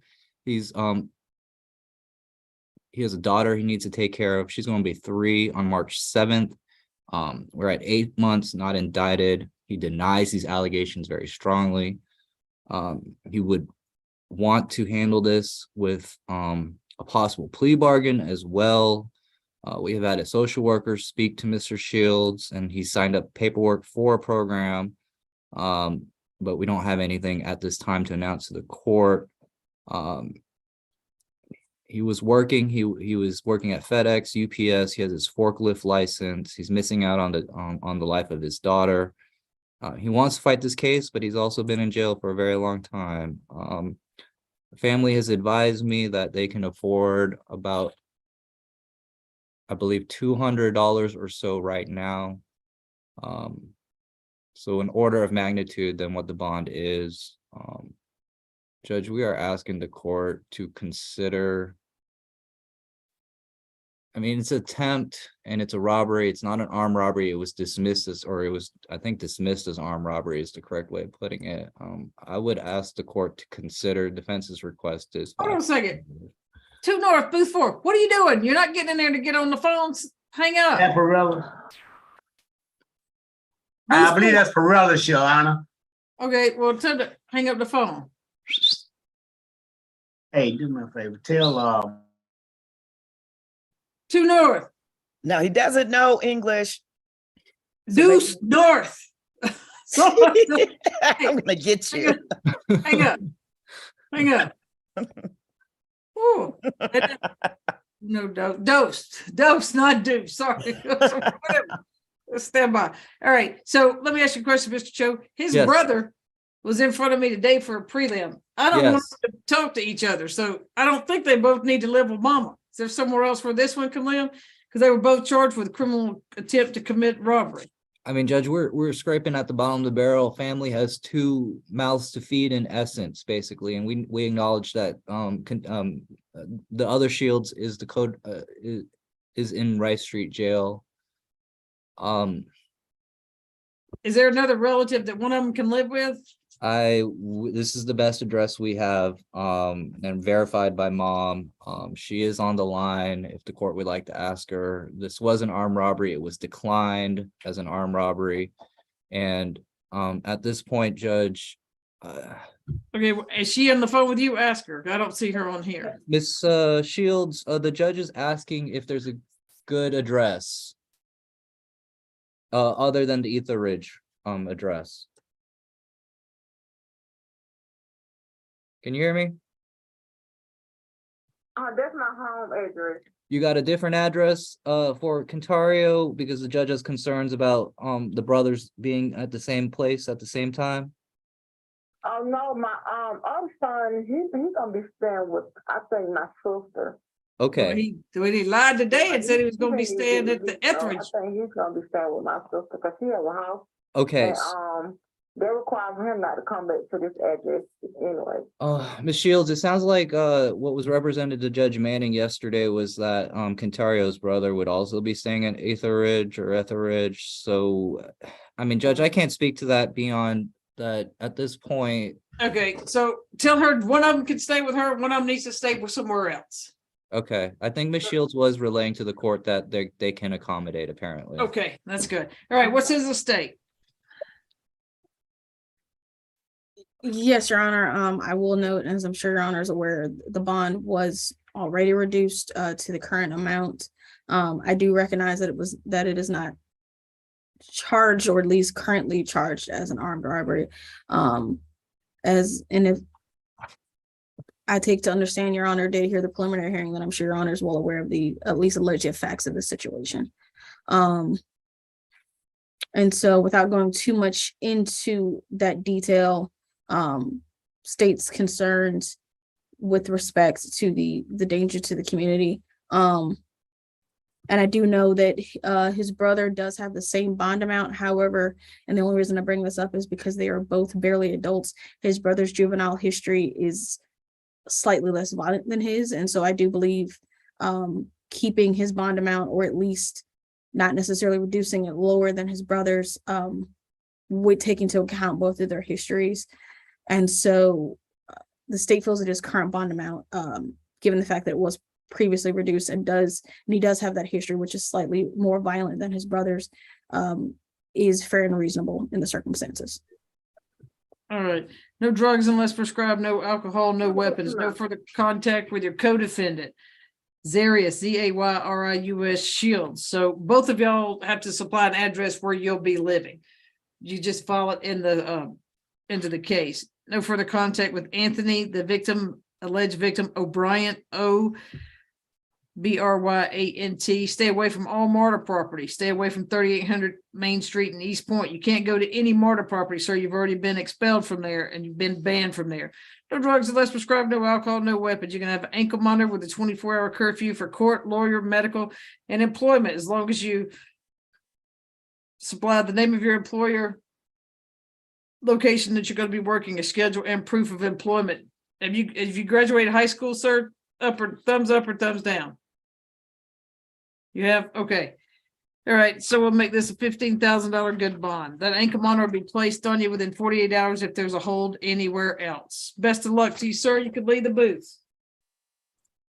Your Honor, before we move forward, can I ask Ms. Safarazi a question? Go ahead. Is Nicholas K, is he gonna have a transfer order to sober living, or he's gonna go after he's released from jail? We can do a transport order. I have to still coordinate sober living to see what day they would want him to come. So if when that happens, I will just create one and send it off to Judge Manning. Thank you. All right, do we have Royce Bell? All right, Mr. Bell, you got 2 cases here. Wait, 1, 2, 3 cases here. All right, Ms. Bray. Yes, Your Honor, I'm All right. here. All right, it starts with, it's a 10, 11, and 12 Bostic. 22 CP 213184 Royce Bell, 104 days without indictment. There's no bond for theft by taking felony. 22 CP 213187 104 days without indictment. There's 1, 2, 3, 4 counts of burglary as of October the 14th, no bond. 22 CP 213485. There's burglary in the 2nd degree as of October 27th. There is no bond. Pre-trial. In regards to Royce Bell, extensive arrest history, extensive open cases, 22 SC 184-185, conspiracy, 2 counts, burglary, 3 counts, theft by taking tools, theft by taking eaten. 21 SC 178-875, trafficking, meth, ID fraud, false statements, drug-related objects, 5 misdemeanors. 22 SC 183-425, firearm by a convicted felon, misdemeanors. Judge Eaton. 22 CP 209082, firearm by a convicted felon, misdemeanors. And 21 CP 204895. Didn't write down those charges.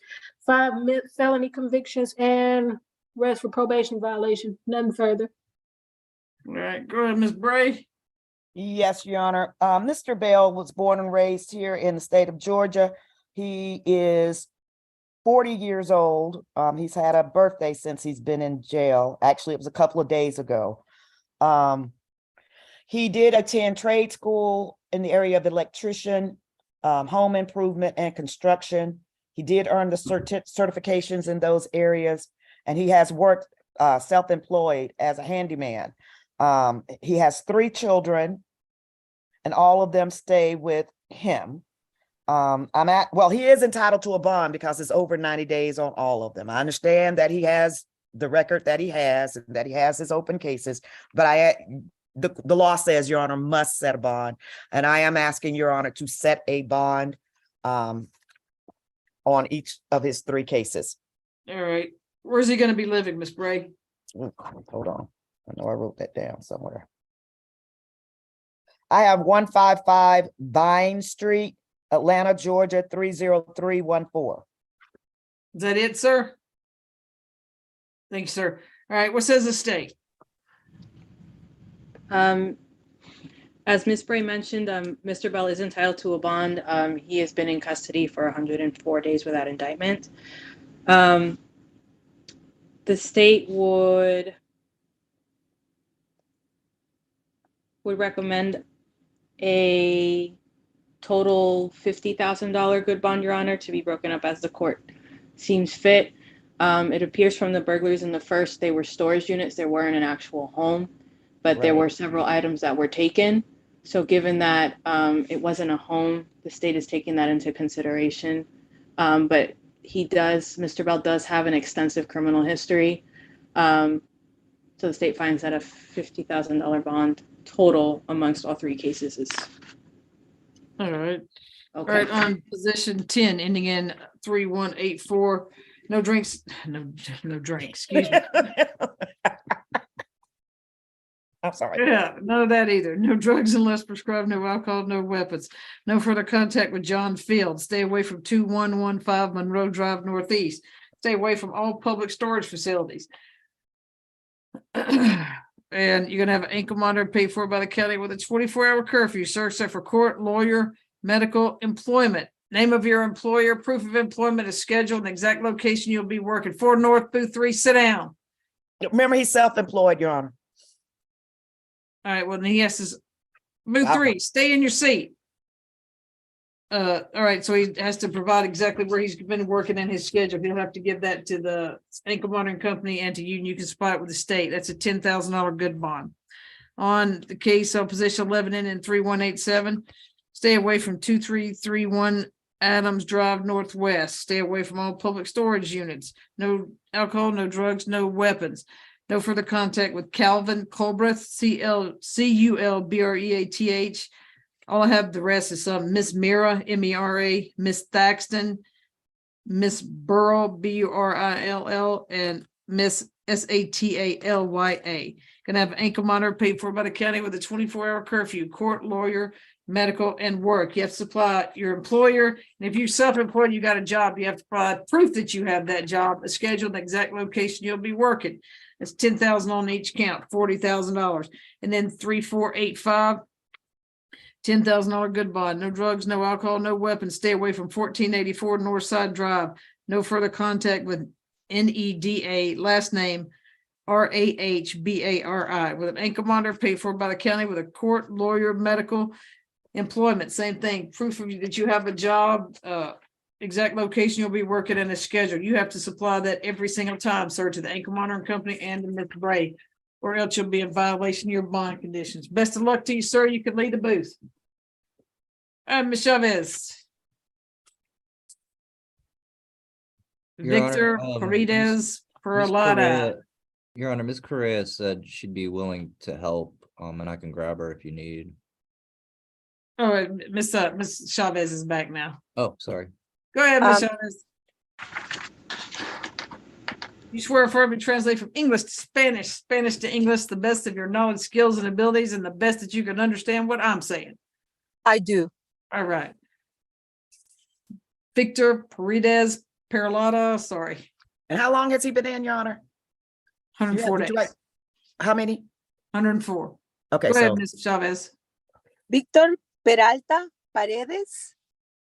22. Victor, Yeah, he's there. Sir. okay. Señor, Tell him to wave at you. por favor, mueva la mano si es usted Víctor Peralta Paredes. Levante la mano.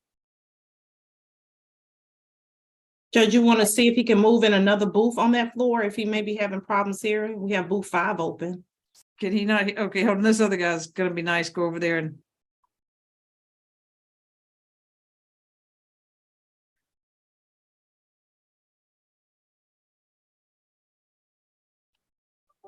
Try it again, Ms. Chavez. Señor Peralta, ¿usted escucha? Levante la mano. Okay. So, All he right. can- So it's 2 cases, Ms. Chavez. Okay. 22 CP 213209. 209. 104 days without indictment, criminal attempt to commit a felony. 109. Este es el caso 22 CP 213209. Ha estado 104 días sin ser acusado formalmente. What are There's a the six- charges, Your Honor? Can you please repeat the charges? Well, there's only one on here. There's actually 3. The other 2 haven't been dismissed, have they, Ms. Bray? No, Your Honor. We were Okay. supposed to have a prelim this past week and the officer did not appear. All right, so it's simple battery, Uh-huh. criminal attempt to commit a felony, Okay. And and another simple battery. simple battery. Judge, he's also Usted- number 1 on one of those add-on calendars. Okay, hold on. Yeah, I know he's got 2 cases. I just got to get through this one. Señora, el primer caso es 2 cargos de golpes simples y también intención penal de cometer un delito mayor. That's got a $6,000 good bond as of October the 17th. El 17 de octubre le pusieron una fianza de $6,000. His second case is 22 CP 213174. El segundo caso es 22 CP 213174. It's for robbery, Es por robo. 104 days without indictment, and there's a $7,500 good bond. 170, Your Honor. That $7,500 good bond, excuse me. 7,500. Uh-huh. Usted ha estado 104 días sin ser acusado formalmente y tiene una fianza de 7,500. You ready, Ms. Chavez? Yes, Your Honor. Wow. Antecedentes penales. Go ahead, Boston. Things we endure. Only 2 arrests are these 2 cases. Solo tiene 2 arrestos estos 2 casos. All right, Ms. Bray, don't forget about Ms. Chavez. Go ahead. Okay, I remember. Your Honor, what we have is, he's 29 years old. Él tiene 29 años, dice su abogado. Born and raised in Mexico. Nació y creció en México. But he has lived here in the Atlanta area for the last 6 years. En los últimos 6 años está vivido en el área de Atlanta. He did graduate high school. Graduado de la preparatoria, high school. Now, unfortunately, he is residentially challenged, Your Honor, which is why he's still in jail. Desafortunadamente, él es indigente, por eso todavía está en la cárcel.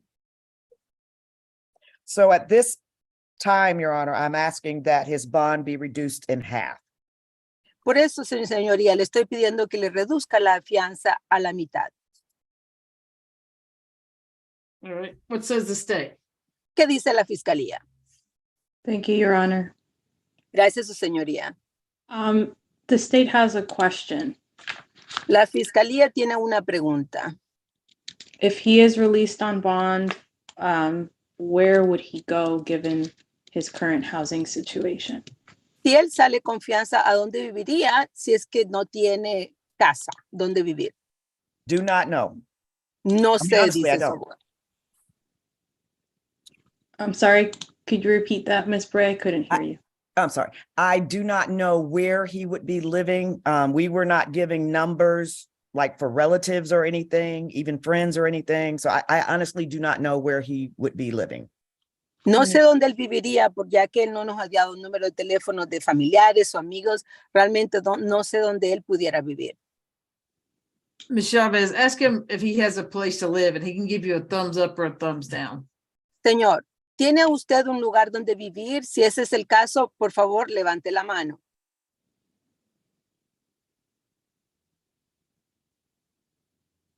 Levante la mano si no tiene un lugar donde vivir.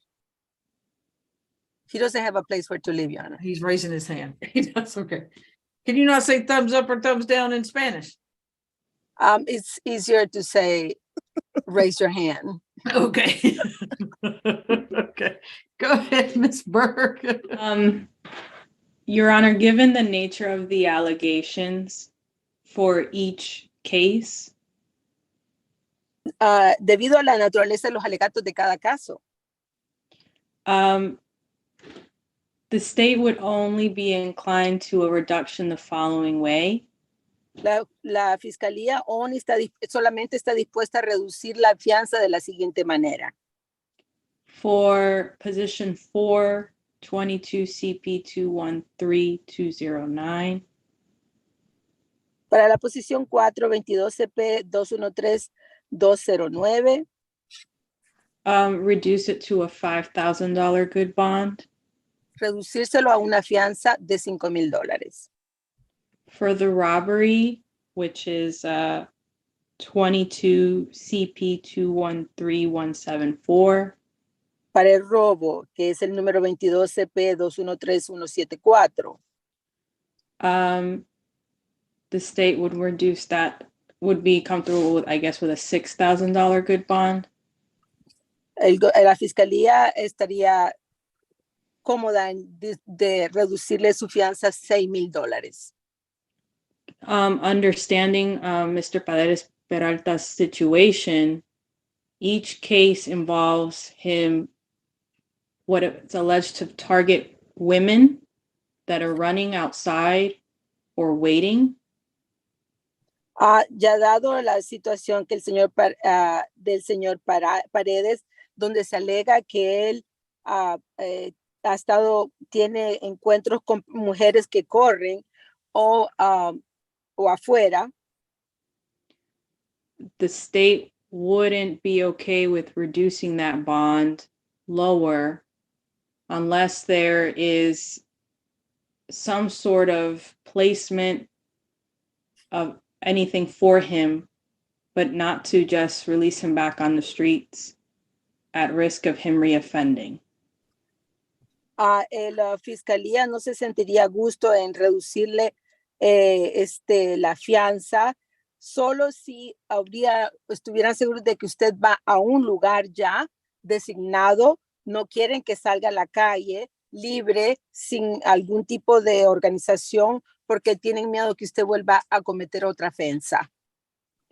And I'll clarify that even if placement is found for him, the state would need to review that placement and review the matters before this court today. Y quiero clarificar que aunque se le haya encontrado un lugar donde vivir, la fiscalía quiere revisar el lugar donde va a vivir y el lugar donde usted iría para poder tratar este caso. Nothing further, Your Honor, from the state. Nada más, su señoría de la fiscalía. All right. On the case ending in 209, Del caso que termina en 209, no drugs unless prescribed, no alcohol, no weapons. no puede utilizar drogas solo si son prescritas, no puede utilizar alcohol, no puede poseer drogas. No further contact with McKenna Croft, No puede tener más contacto con McKenna Croft, Nina Plotko, Plotko. Nina Platko. You have an ankle monitor paid for by the county with a 24-hour curfew. Se le va a poner un grillete en el tobillo pagado por el condado con un arresto domiciliario de 24 horas. Can leave for court, medical attention, see the attorney. Employment, as long as he supplies the name of his employer, place of employment, and a schedule where he'll be working. Y solo puede salir si es que va a ver al doctor, va a ver a su abogado, va al tribunal y puede trabajar, o médico, puede ir a trabajar siempre y cuando le dé el horario y el lugar donde va a trabajar a la fiscalía. Stay away from all Georgia Tech property, including housing. Tiene que mantenerse alejado de todas las propiedades de Georgia Tech, incluyendo las habitaciones, los lugares dormitorios. So it's 1,500, 2,000, and 1,500. 1,500, 2,000 y 1,500. All right. On the second case, En el segundo caso, $6,000 good bond, $6,000 de fianza. no drugs, no alcohol, no weapons. No puede tomar drogas, no puede tomar alcohol, no puede poseer armas. Stay away from 290 17th Street. Tiene que mantenerse alejado de la dirección 290, calle 17. Let's stay away from Atlantic Station. Tiene que mantenerse alejado de Atlantic Station. No further contact with Jamie Rios, R-I-O-S. No puede tener más contacto con Jamie Rios. Ankle monitor paid for by the county with a 24-hour curfew. Y se le va a poner un grillete en el tobillo pagado por el condado y va a tener arresto domiciliario por 24 horas al día. Court, lawyer, and medical attention. Solo puede salir cuando tiene que ir al tribunal a ver a su abogado o atención médica. Employment, as long as he supplies the name of his employer, proof of employment schedule, and the location he'll be working. Puede trabajar siempre y cuando dé prueba de ese trabajo con una carta, los horarios y el lugar donde usted va a estar trabajando. To the ankle monitoring company and his lawyer. Esta información se la va a dar a la compañía que maneja los grilletes y también a su abogado. And remind him, Ms. Chavez, he has to provide an address where he's going to be living. He has to let them know at the jail and let his attorney know before he'll be let out on bond. Señor, para que usted pueda salir bajo fianza con estas condiciones, necesita darle a la cárcel y a su abogado dirección donde usted va a vivir. Solo así va a poder salir. Best of luck to you, sir. He can leave the booth. Suerte, señor. Eso es todo. Your Honor, Yes, ma'am. he looked like he had a question when he was raising his hand. I'm not sure if I'm just seeing things or not, Let's though. see. Does he have a question, Ms. Chavez? ¿Tiene preguntas, señor? I guess so, Your Honor. Can you unmute 2 North, booth 3, Ms. Travoria? Yes, Judge, give me a minute. All right, let's see, is Kelton Flowers here? Your Honor, he already posted this bond. He's being held in, waiting on the State Board of Pardon and Parole to come. So But he we don't need. posted, yeah, so I see them on here, but I never know if they came off of it. So you sure they didn't come off his bond? they didn't, Your Honor. I clicked on bond on the booking screen and it just shows that he posted bond October 15th, 2022. And he's just been waiting for his parole hold. It's the only thing that's holding him in on the booking screen. All right, sir. You can go ahead and leave, okay? I can't do anything about parole. The mic is on, Your Honor. All right, you want to ask him what he wants, Ms. Chavez? ¿Cuál es la pregunta, señor? Entonces, que me puedas regresar, bueno, yo pensaba irme a México porque tenía que ver a mi familia, y pues no pensaba quedarme aquí, pero por lo mismo de que no tengo dónde vivir, pues por eso era la pregunta, porque a lo mejor, Que si lo pueden regresar a México. no, que a lo mejor pensaba que iba a quedar acá o yo podía haber tenido la incertidumbre de poder ser arrestado en el camino, porque como no tengo dónde vivir y porque iban a poner, a lo mejor había algún movimiento en la frontera, porque yo pues ahorita pues tenía que irme pues para ver a mi familia, ¿no? O sea, No le, Your Honor, it's difficult to understand. Sea claro con la pregunta. ¿Cuál es la pregunta? En todo caso, que me vaya a regresar yo a México porque no, eso ya es seguro. Ya no voy a quedar acá, voy a ir y después regresar para hacer unos trámites, documentos, no sé, me faltaba una cartilla y todo por el estilo. Pero necesito ir a México y qué pasa en esos casos y cómo sería. I need to go back to Mexico. I need to go get some type of documents. So how can that happen? Negative. No, no puede, señor. ¿En qué tiempo más o menos? ¿Perdón? Más o menos en el tiempo, porque eso es normal, ¿no? Pienso, como no soy de aquí, es como la preocupación, ¿no? Más que nada de la familia, ¿no? Y que luego cuando si hay problemas. Usted no puede salir, no puede regresar a México. ¿Hasta cuándo? How long will I stay here? Yo tengo problema de que mi tarjeta. I don't know. So, Ms. Chavez. Sir, mira. Señor, un momento. La juez le quiere decir algo. Ms. Chavez, tell him that Ms. Bray will probably have Ms. Correa go with her or something, and they'll meet with him and talk about whatever he needs to know. But no, he ain't just tripping back over to Mexico to pick up some papers. Usted, su abogado le va a llegar a hablar, la señora, y junto con 2 abogados lo van a visitar y usted le hace la pregunta a ellos, porque usted está hablando de que quiere regresar a México para recoger unos documentos.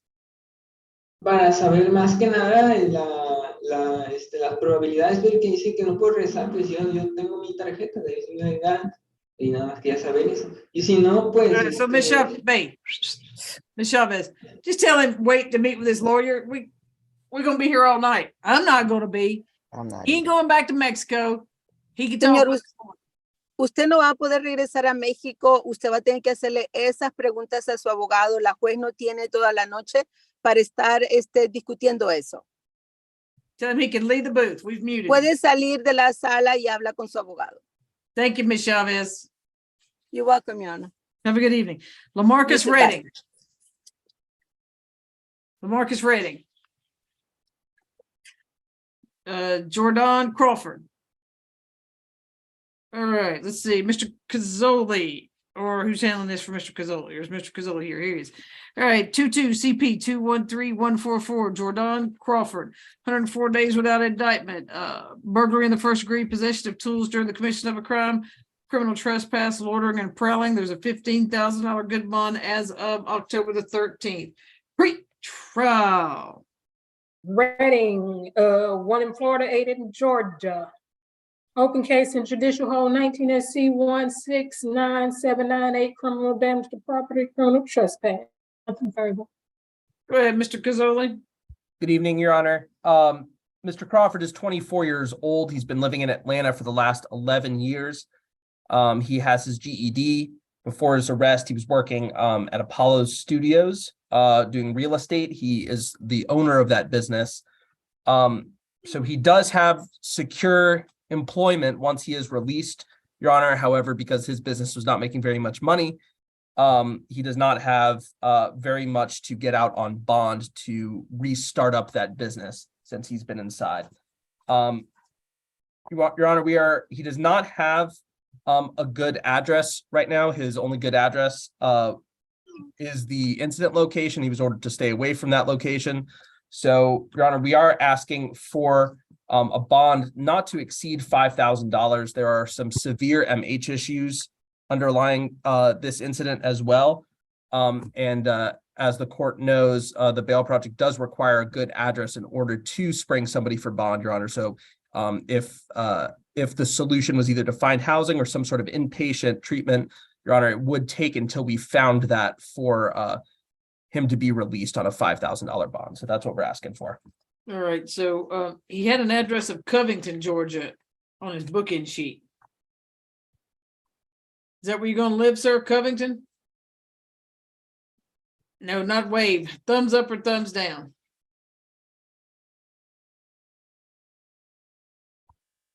All I say is Covington. Okay, I can't hear you. Yes or no? Okay, you're gonna live in Covington area. Gotcha. Okay, you're gonna have to give Mr. Cazzola your address, okay? Okay, what says the state? Yes, Your Honor. I think there was some confusion. I think Bostic gave the history for Reading, not Crawford. Bostic. I show him to be a multi-state offender out of Georgia, Florida, and a prior juvenile history. I gave that history for Crawford. One arrest in Florida, eight in Georgia in an open case for Jordan Crawford. Okay, I'm sorry. I heard Reading, so I heard you say Reading, so never mind. My bad. Ignore that. I apologize. Yeah, so multi-state offender.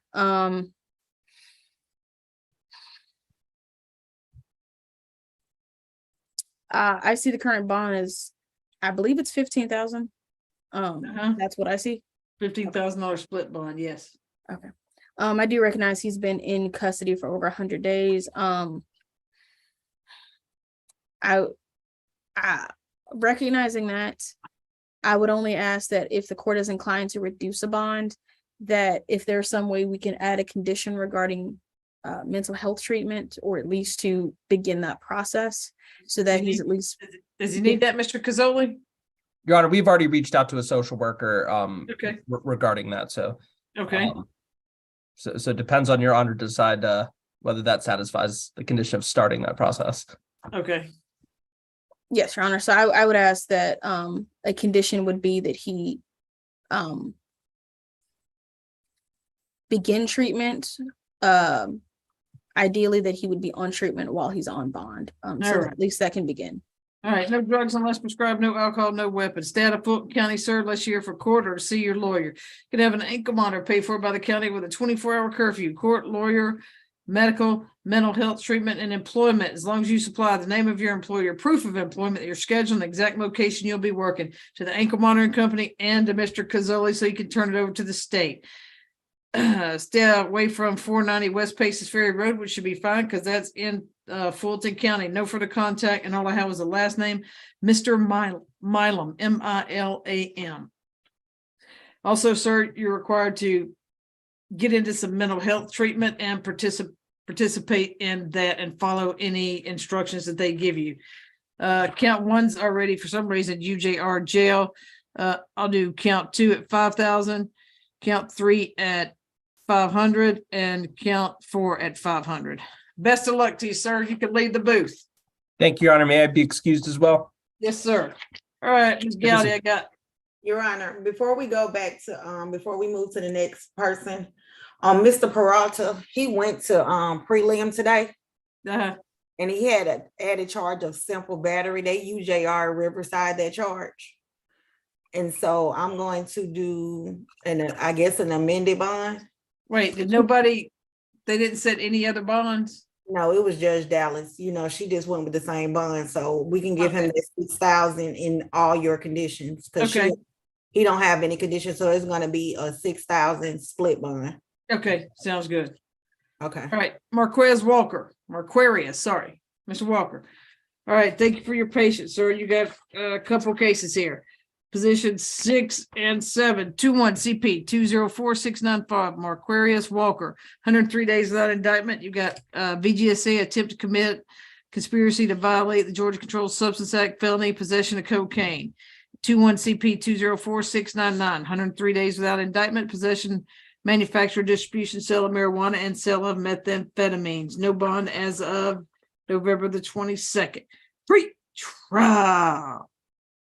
Mr. Walker, 19 prior arrests, a lot of stuff going on. 2 arrests for probation violation, open case 20 CP 114-655, obstruction, 2 counts, 22 SC 185-264, tampering, firearm by first offender, capital offense, 2 counts, firearm during aggravated assault, assigned to Judge Krause, 2 misdemeanor convictions, a couple of other felony convictions, aggravated assault, 2 counts, robbery, 2 counts, couple of FTAs, and conviction for cocaine. Nothing further. All right, go ahead, Ms. Gowdy. And yes, Your Honor, before the court is Mr. Walker. He is 35 years old, Your Honor. He's local to the Metro Atlanta area, has been here his entire life, Your Honor. If released on bond, he does have a good address. It is the address that is reflected on the booking screen, Your Honor. I just want to correct one thing that pre-trial recited. For that 22 SC case that's in front of Judge Krause, Your Honor, it is not a capital offense. It came in as such, but however, the grand jury decided not to, or the state rather decided not to go forward with the capital offenses, Your Honor. So what remains are nonviolent offenses, Your Honor.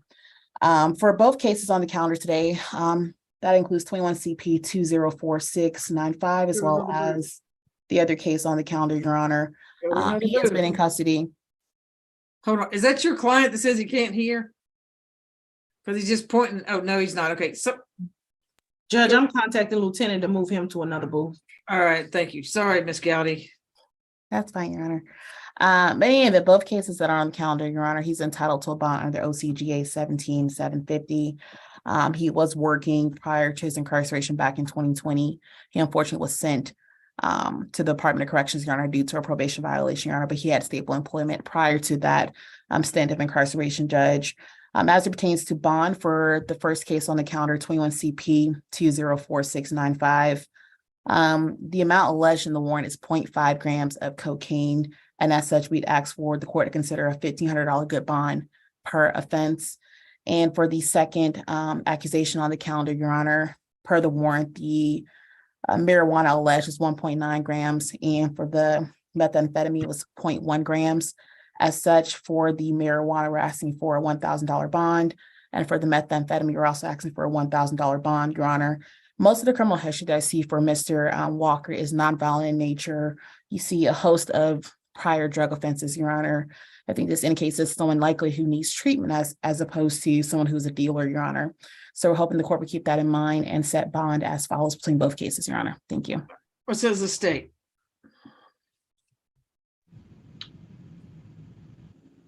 One moment, Your Honor. I was just double checking something here. The state doesn't have objections to Ms. Gowdy's request for the amount of bond, Your Honor. Ms. Gowdy, all right. From what I'm seeing, there was no, the state did decline the capital offenses as was stated by Ms. Bostic and Ms. Gowdy. He is a convicted felon. He has a history, but given the allegations, the amount of drugs in question, and the amount of time that he's been in custody, he's entitled to a bond, and that amount is fine. Ms. Gowdy, what address is he going to live at? It's the address listed on the booking screen. That's the 1234 address, Your Honor.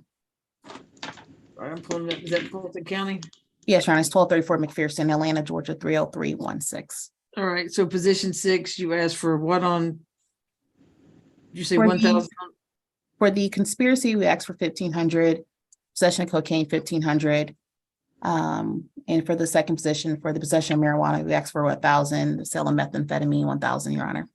All right, so we'll go with those. Ms. Young, put the state consented to those amounts. $1,500, $1,500 on position 6. No drugs unless prescribed, no alcohol, no weapons. Stay away from 333 Angier Avenue Northeast. You have an ankle monitor paid for by the county with a 24-hour curfew except for court, lawyer, medical work. You have to supply the name of your employer, a schedule, the location, and proof of employment to Ms. Gowdy and to the ankle monitoring company, sir. That'll be paid for by the Orpha Project. And on position 7, 2,000 total, 1,000 each. No drugs unless prescribed, no alcohol, no weapons. Stay away from 600 Boulevard Northeast. You have that ankle monitor paid for by the county. Same thing, sir. 24-hour curfew, court, lawyer, medical, and employment. You have to provide proof of employment, name of your employment, the location, and your schedule to Ms. Gowdy and to the ankle monitoring company every single time. Best of luck to you, sir. You can leave the booth. Your Honor, did the state consent to both bonds? Was you? Did the state consent to 7 or just 6? Yes, ma'am. Both bond. Thank you. All right, Terrell Holloway. Thank you, sir. This is position 22. 22 CP 208737. All right, hopefully it's on something else other than this case, 948 days without an indictment. And I think he does have another case. It's not just on this one. Yeah, he does have another case he's indicted on. This one, as of July 22nd, there's a $1,000 bond on obstruction of a law enforcement officer felony. And that was set on July the 12th. Pre-trial. Holloway, 17 prior arrests, 20 SC 177297, armed robbery, 6 counts, aggravated assault, at least 4 counts, signed to Judge Ingram on probation. Sentence in 2019, entering auto, 3 counts, fleeing and eluding in Henry County. In Douglas, entering auto theft by taking financial transaction card fraud, sentence in 2018 for 5 years. Open case, DeKalb for armed robbery. 1 misdemeanor, 2 arrests for probation violation, 1 FTA 2018. Nothing further. All right, go ahead, Mr. Cho. You're on mute, Mr. Cho. Sorry, Judge, we're gonna ask for UJR with a straight face in this case. Court's already noted the length of time he's been in custody. We have whittled this down to the bone. It is $1,000. The state is interested in pursuing this case. I think that a accusation is appropriate at this point. Judge, this is a May 3rd, 2022 incident. So as the court has noted, it is not from 907 days ago, but that's all I have to say at this point. All right, you have an address where he'll be living? Yes, one moment, please.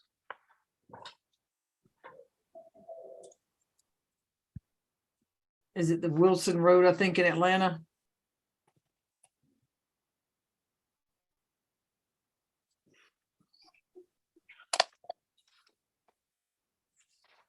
Is it Wilson James Road, sir? I need a thumbs up or a thumbs down if that's where you're gonna be living. All right, there you go, I got it. What says the state? Yes, Your Honor. I mean, he's in no bond status on the 20 SC 177297. I will note, not that it necessarily matters for the purposes of that trial is actually specially set for April before Judge Ingram. Not that that necessarily matters. He does have that a cab hold. It's $1,000 on the obstruction. All of that is to say, even if we UJR'd, he's not getting out. So I'm not going to oppose it. Well, that's true. You're not getting out anyway, sir. No drugs unless prescribed, no alcohol, no weapons, no further contact with Deputy Cook unless it's in their official capacity. And we'll make this one, yeah, we'll just do this one, UJR.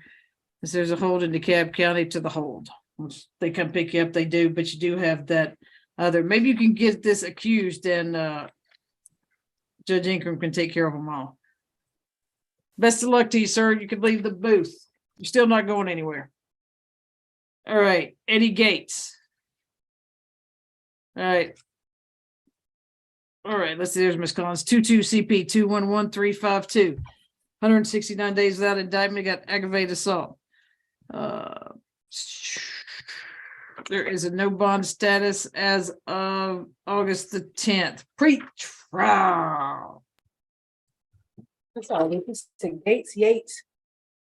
Eddie Gates.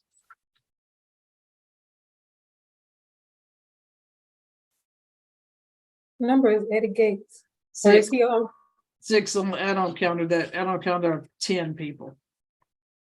Okay, just a second. Because it was reset because of the weather. Right, hold on. Eddie Gates, extensive arrest history.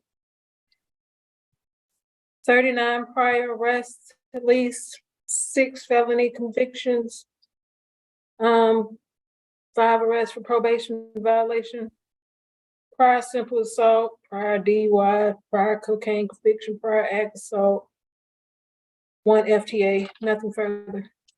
All right, go ahead, Ms. Collins. Your Honor, Mr. Gates has been in custody for 169 days without indictment, so he is statutorily entitled to a bond. We're here today to request a bond of $5,000. Your Honor, Mr. Gates is 61 years old. He completed the 9th grade at Woodbury High School here in Georgia. He is on a fixed income. He receives SSI income due to underlying MH issues. He has 3 adult children. He's lived in Georgia his entire life. He's residing at the address that's on file, the Mim Street address. Your Honor, we understand that there is some criminal history there. I would note, though, that the last time he had a violent felony conviction was in 1996. And other than that, most of his history is drug offenses, and most of his felony convictions are drug offenses. Your Honor, we would request a $5,000 bond. That is the only bond that he can afford, given the amount of time that he's been in custody and has not been able to receive his disability income or to work or attain any income. All right, what's his estate? Yes, Your Honor. As Your Honor noted, he is entitled to a bond given the fact that we're past the 90 days. Without going too much into the history, as I'm sure Your Honor can see the warrant, the allegations being that he cut and sliced at someone in both the neck and stomach with a box cutter. Obviously, the state is concerned that not only is he a danger to the victim, but he's also a danger to the community. Given his lengthy history, he's a very clear likelihood to reoffend. Even if not all of those convictions, felony convictions, are necessarily violent, they are the sort of things that can lead to violence, as evidenced by his history. The state would request a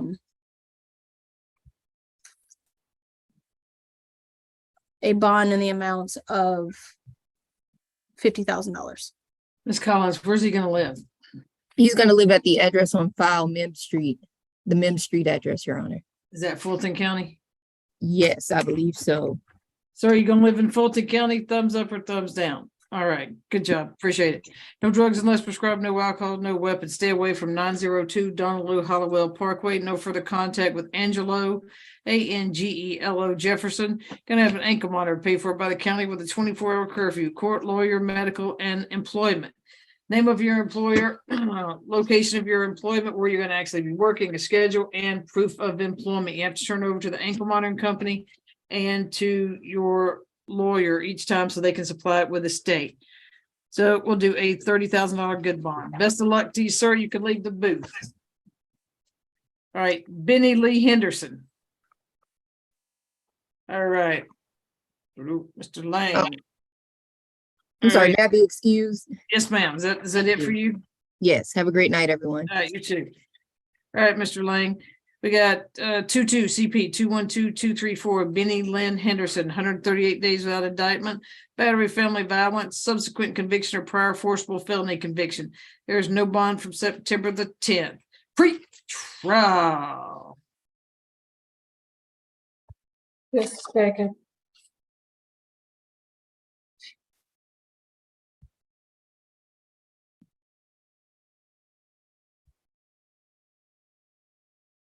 He's from that other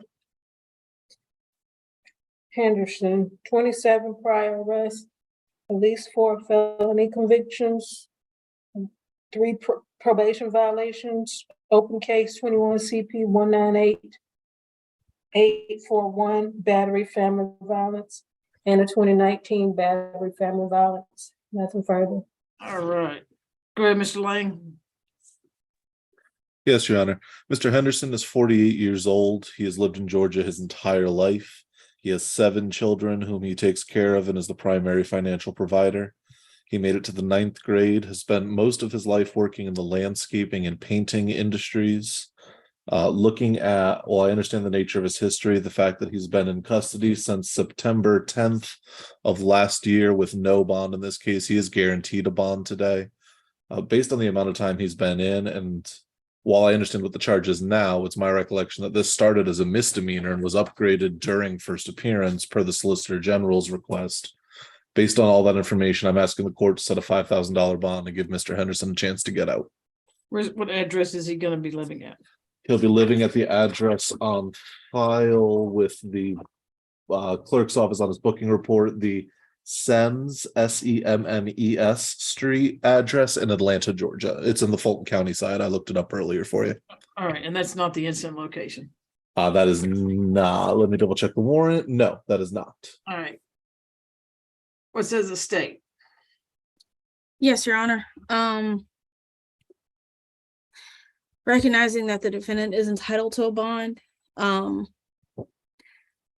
will give the bond amount and then I'll explain why I'm asking for that amount. The state is requesting a bond in the amount of $100,000. The reason for that is, as Your Honor did hear about his history, but specifically his history related to this particular victim, without going too much into the facts. Essentially, he grabbed her by the neck, threw her to the ground because he was mad that she had company. They were actually no longer dating at the time. I do note that he has attempted to contact her 17 times in the month of December alone. He was actually successful getting a hold of her 8 times. He does have that February 2019 family violence battery action involved the same victim. There's also specifically with respect to domestic violence history, there is a September 2020 family violence battery, which is pending, that 21 CP involving the same victim. There's also the May 21 aggravated assault involving the same victim. I do note that although that case was dismissed at prelim due to non-appearance, that is still part of that history and part of our concern with respect to him contacting the victim.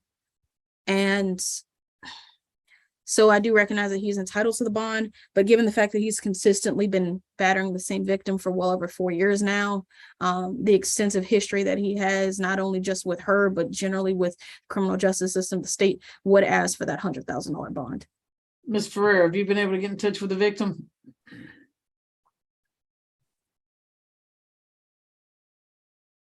No, I have not. I attempted, but there was no number listed for the victim.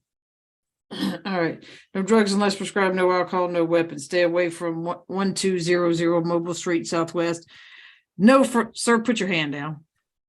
No further contact with Lakenya, Lakenya Young. That means none, sir. You can't call her. You can't text her. Don't use somebody else's account number to call her. No contact means no contact from this day forward, sir. None. If you try to call her, that's a violation of your bond condition. You will sit there until you go to trial.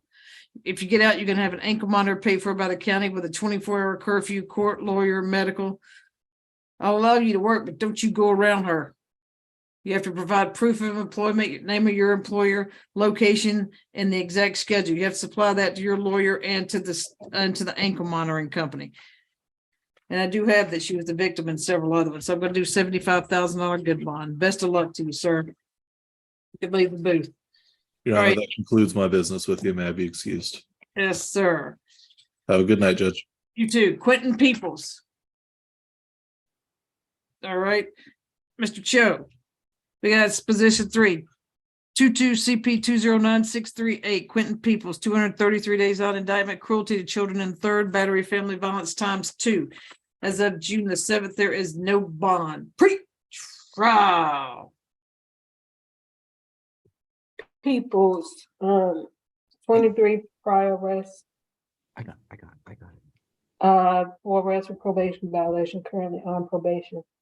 Battery, family violence, 3 counts cruelty in third, 2 simple battery family violence, 22 SC 184039, sentence 5 days ago.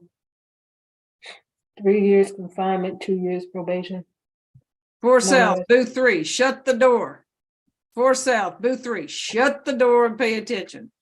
Go ahead, Bostic. 1 arrest for parole violation, 2 FTAs, 2 arrests for misdemeanor controlled substance, also on probation 19 SC 170657, aggravated assault and obstruction, sentence in 2022 years confinement, 8 years probation. Go ahead, Mr. Cho. Judge, this is a fairly easy one if we can get some cooperation possibly. If you look on the jail booking screen, you will see that the 19 SC case Officer Bostic just mentioned is on there, as well as the 22 SC 184039. Those are the only things actively holding Mr. Peoples. As far as 22 SC 184039, that was a Judge Cox case where Attorney Levy with our office handled a plea bargain for Mr. Peoples on January 19th, and he received a 5 serve 3. If you look at the direct indictment, which is from January 19th, 2023, Your Honor, you will see that the listed victims as well as the incident date are exactly the same. May 12th, 2022, May 12th, 2022, May 12th, 2022. That's for counts 1, 2, and 3. There are 4 counts in total in the actual indictment. And the listed victims are Quindarius Peoples, Quintasia Turner, and Tashuna Turner. The court looks at the jail commitment for the case before Your Honor, 22 CP 209-285. Actually, 22 CP 209-638, excuse me. You will see the exact same thing.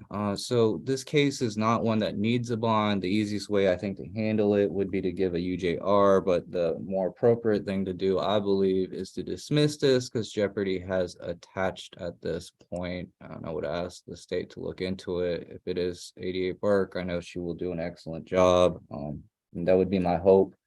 But this case, as it is, Judge, is no longer a good case, honestly and truly. I think that the commitment shows that it's the same incident, the same people. I'm repeating myself. I'm sorry. I'm sorry, Ms. Burke. You're on mute, Ms. Burke. I'm sorry. It looks like a decline was submitted for the CP case because Mr. Peoples did plead to 22 SC 184039, as Mr. Cho had mentioned. And it's showing on our end that there was a decline for these specific charges. I'm not sure what happened in Odyssey, but it looks like they were filed down or the charging decision was changed so that could be reflected on the clerk side. But I didn't see a document stating that was a decline, but it's just showing that it was presented to the grand jury. So I can look into that some more tomorrow to see how to make sure that all parties are able to see that. It's not holding him, Your Honor, for whatever it's worth. Right. But right, it does need to be disposed of. Mr. Peoples is under sentence, and he has been in jail quite a long time. I appreciate A. Burke's hard work, of So course. Ms. Burke, if there's these declined to prosecute, if they ones I need to sign, just send them to me, okay? that's fine, Your Honor. This is news to me with some of what's been happening today. So all I can do is if there are questions, reach out to me and can help reach out to whoever was handling them, because I didn't handle these. Okay. Mr. But that Peoples, was- was that your question? I'm sorry, A. Burke. No, that's it. The state rests. Was that your question? If it's a question of something else, then Mr. Cho can talk to you. But if it's this, okay, if you shoot me that decline to prosecute, do you want to put this on for like Thursday just in case, Mr. Cho? Should you have it figured out by then, Ms. Burke? I'm looking at it signed as of today. It's already signed. It I just had- think it just needs to be filed. From what I was seeing, because I was, from what I'm seeing, it looks like it just needed it looked like a computer issue. It needed to be filed down in Odyssey to reflect what the DA side wants to do, so it can reflect on the clerk's side so that everyone can see it and not hold him. I'm not really sure there's anything that you need to do, Your Honor, other than I can just follow up during business hours to see if this was actually filed, or it'll show up. All right, you can follow up with Mr. Cho then. Okay, Yes. Mr. Peoples, I will follow up with ADA Burke tomorrow after court. I have most of the calendar in the morning for a courtroom, but I'll follow up, and there's paperwork for it to be dismissed, okay? So that's what we're gonna do, okay? And it's not holding you right now, so we'll get that handled ASAP, okay?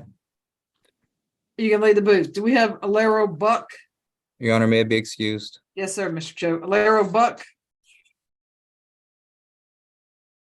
All right, what about Lamarcus Redding?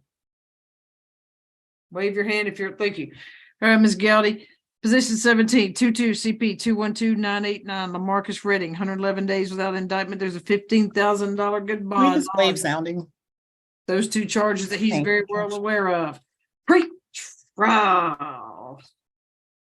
6 prior arrests. Open case. 22 SC 18379, criminal attempt at a felony, bordering on probably assigned to Judge Donaway, which is in judicial hold. Nothing further. Right, Ms. Gowdy. And yes, Your Honor, before the court is Mr. Redding. He is 28 years old, Your Honor. Lifelong resident of the state of Georgia. If released on bond, he does have a good address within Fulton County. The address in particular is 4701 Flat Shoals Road, apartment 57E is in Edward. That's in Union City, Georgia, zip code 30291. To my understanding, Mr. Redding has no prior felony convictions, even in spite of the 6 prior arrests that he has, Your Honor. No FTAs, no VOPs per my review of the GCIC, Your Honor. If there is any history on the NCIC, I didn't have a chance to review it, Your Honor, but per the GCIC, no felony convictions, Your Honor. He was receiving SSI due to underlying mental health, Your Honor, prior to his incarceration. I do believe that plays a part in the criminal history that is reflected in the GCIC, Your Honor. As a result, Your Honor, the bond currently is set at 15,000. We're asking for a bond to be set at 7,500, which are with whatever breakdown the court deems necessary, Judge. Right. What says the state? Your Honor, 88 Travis Thomas for the state. First of all, Your Honor, I have 2 cases for Mr. Lamarcus Redding. I also have him as number 3 on an add-on calendar. Are we going to handle that one also? And Your Honor, that case has a UGR jail, so that's why I didn't address it. I don't want the UGR jail taken away from him. It's not also on the booking string either. This, I think, was the only case that was on here, wasn't it? Judge, you sent an email for that one to be removed for a reason. Yeah, because it's a UJR jail. Okay, no problem, Your Honor. Okay. But I will, so Your Honor, it's correct that there's no prior felony history, but Mr. Redding does have an FTA from 9/28/22 in case 22 SC 183709, which was a case mentioned by pretrial earlier that was in judicial hold. The reason it's in judicial hold is because there was an FTA on that date.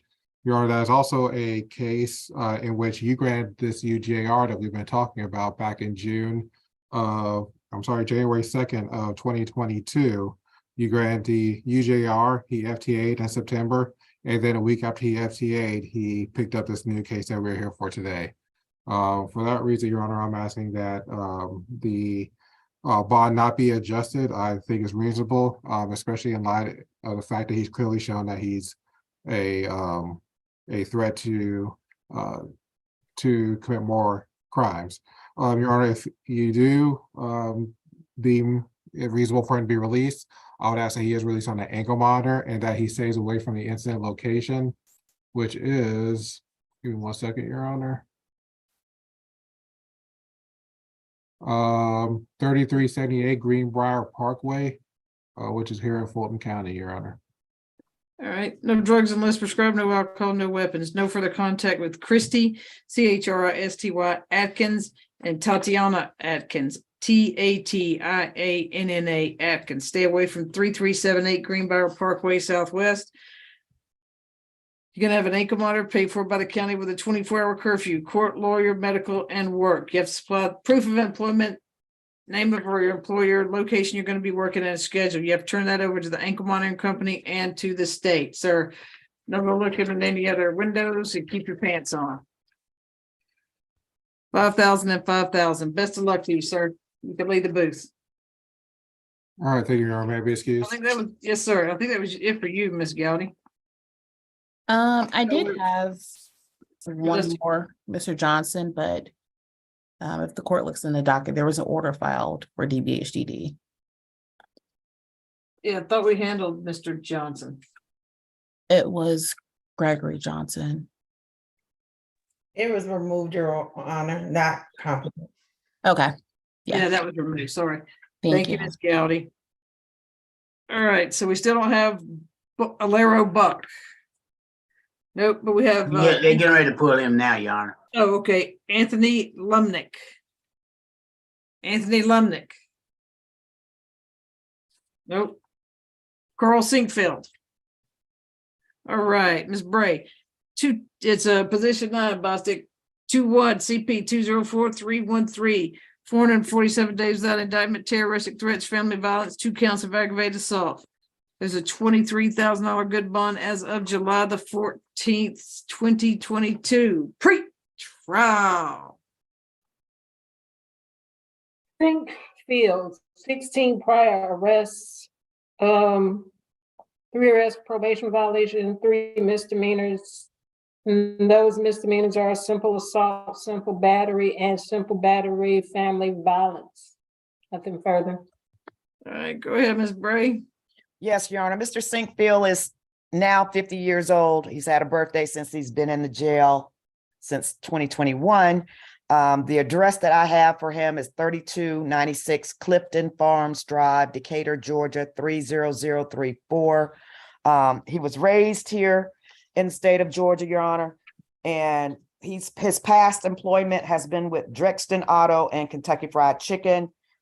His case hasn't been indicted. We had the prelim way back in June of or was it July? Actually, it was July of last year that we had the prelim. At that time is when Judge Drake reduced his bond to the $23,000 that Your Honor mentioned. Of course, he's been in jail over a year, going on 2. So he does not have any money. I am asking the court to substantially reduce his bond so that we can, I don't know, probably try and go through the bail bond project. What says the state? Your Honor,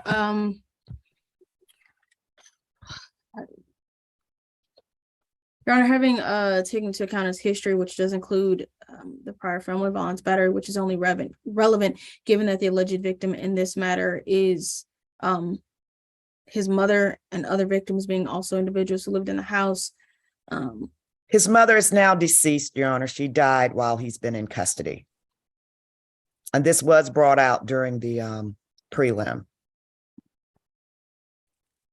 All right. Go ahead, Ms. Wiggins. Yes, Your Honor. I was going to say that the state is not opposed to a reduction of bond. We only ask to be fair and reasonable. I would ask that we cut the bond in half to $11,500. However, I will leave it up to the court. All right, sir, sorry for your loss. I don't know how you'll wrap your head around all that, but oh well. No drugs unless prescribed, no alcohol, no weapons. Stay away from 4333 Scott Circle in East Point. No further contact with Rachel Cooley, Cooley. And before, I think it was Miss Sinkfield, but obviously she has She passed passed. away, so you don't have to put that on there. You're gonna have an ankle monitor paid for by the county with a 24-hour curfew, court, lawyer, medical, and employment. As long as you supply name of your employer, place of employment, schedule, and the exact location you'll be working. Sir, you have to supply that every single week if that's how you get your schedule when you're gonna leave. And you have to supply that to this your attorney and to the ankle monitoring company. You also go stay out of Fulton County unless you're for court or to see your lawyer. Fill up with gas indicator, come to Fulton County, and then leave. So I guess one of the ag assaults is going to be dismissed, right? She's deceased. What do you? Well, we brought that up at the prelim, Your Honor, but because on the incident date, the other person witnessed there too. part of it. So ADA Rolls told me that they were still going to go forward. I Okay. just don't know why they haven't indicted it. But we did bring that up during the prelim. All right, 3,000, 5,000, and 5,000. Sir, don't reach out to them. Don't reach out to your sister. Don't do any of that if that's who Miss Cooley is. Best of luck to you, sir. She's a cousin. Cousin, you'll have the ankle monitor paid for by the county. You can leave the booth. All right. Anthony Lomanick. So we got people in here, Buckalero, and we got Quentin Shelton. I'm sorry, Mr. Sinkfield was what? 11,000? Is that what you're gonna say? Yeah, I said, yeah, 3, 11. 5, and 5. 3, 5, and 5. Thank you. Who's in booth 4 South? I don't even know who, he's just sitting there. I've already heard your case, sir. Have to figure out who that is. All right, so Mr. Shelton. All right, who's in booth 2 North? Have I heard your case? All right, I called the people I have left. Let's stand by. All right, position 10, Quentin Shelton, 21CP 204811. 423 days without indictment. There's $100,000 good bond on aggravated assault with intent to murder as of August the 22nd. Pre-trial.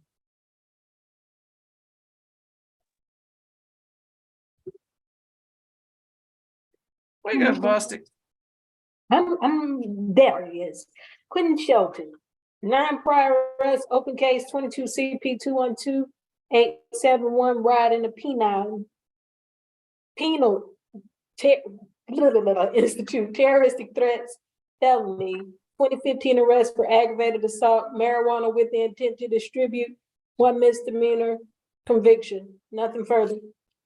All right. Go ahead, Ms. Hankins.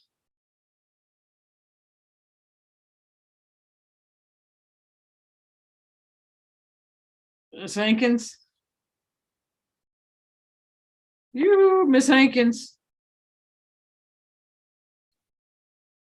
Ms. Hankins. I'm texting her now. All right. Probably one of those about the time she started to wander off. Let's see. Are you Mr. Gregory Johnson? What about Wayne Parks? All right. Sir, your case has been reset. Bond was addressed on the 18th. You could leave the booth. It was addressed on January the 18th at the prelim. I know because it was me. Best of luck to you, sir. You could leave the booth. Excuse me, Your Honor, which position was that? It's one that I said was removed from the calendar. Understood, thanks. Parks. Position 13 on the add-on. No, on the original calendar. Where is it? Thank Wayne you. Parks, you're welcome. Where this last?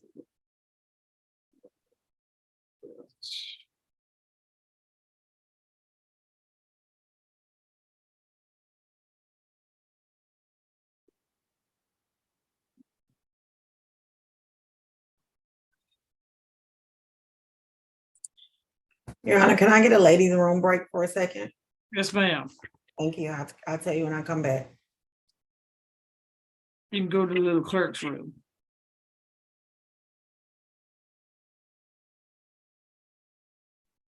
Your Honor, which one is it? What, So we're looking for position? Lomanick? Lomanick and Alero Buck. I think Lomanick is in a wheelchair. Maybe that's part of the, Okay. maybe, I don't know. And Your Honor, I know Lero Buck, he said he was on 3 South or 4 South, and there's someone else in that booth right now. So that's probably why he's not out yet. All right, so Gregory Johnson was removed. Wayne Parks, one of them was removed, position 13. Jamarcus Greer was removed, and Lamarcus Redding was removed.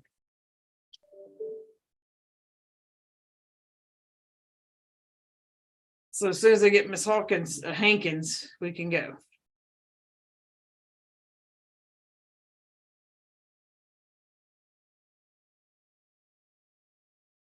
Well, Your Honor, what do you mean we can go? Would we still hear Lero Buck's case tonight? The only person in there right now is Mr. Shelton. I understand, Your Honor, but I believe he's on the same floor as 4 South. I mean, when they get in the booth, we can go, but we only got one in the booth, so that's the only reason that we're just sitting here waiting, and then Miss Young went to the little clerk's room. Miss Young is back from the little clerk's room.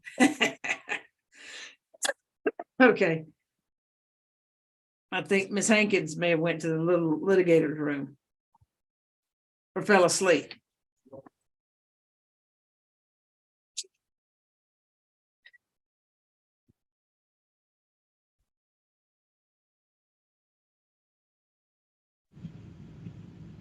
Excuse me, Judge Manning. Did you state that Greer, Jamarcus Greer, position 5 was removed? All right, hold on, I gotta find my list again. I'm sorry, I just put it up. All right, remove from the calendar. Gregory Johnson, position 18, Wayne Parks, position 13, Jamarcus Greer, position 5, and Lamarcus Redding, position 3. Thank you, Your Honor. All right. And I don't know which counters, because I know there's like 5, but that's what I'm looking at through, but thank Ms. you. Robinson. Ms. Robinson. Yeah, hang on for a minute. I'm trying to get him up there. Yes, so- Lieutenant, I'll reach out to you on the phone. Give me just a second.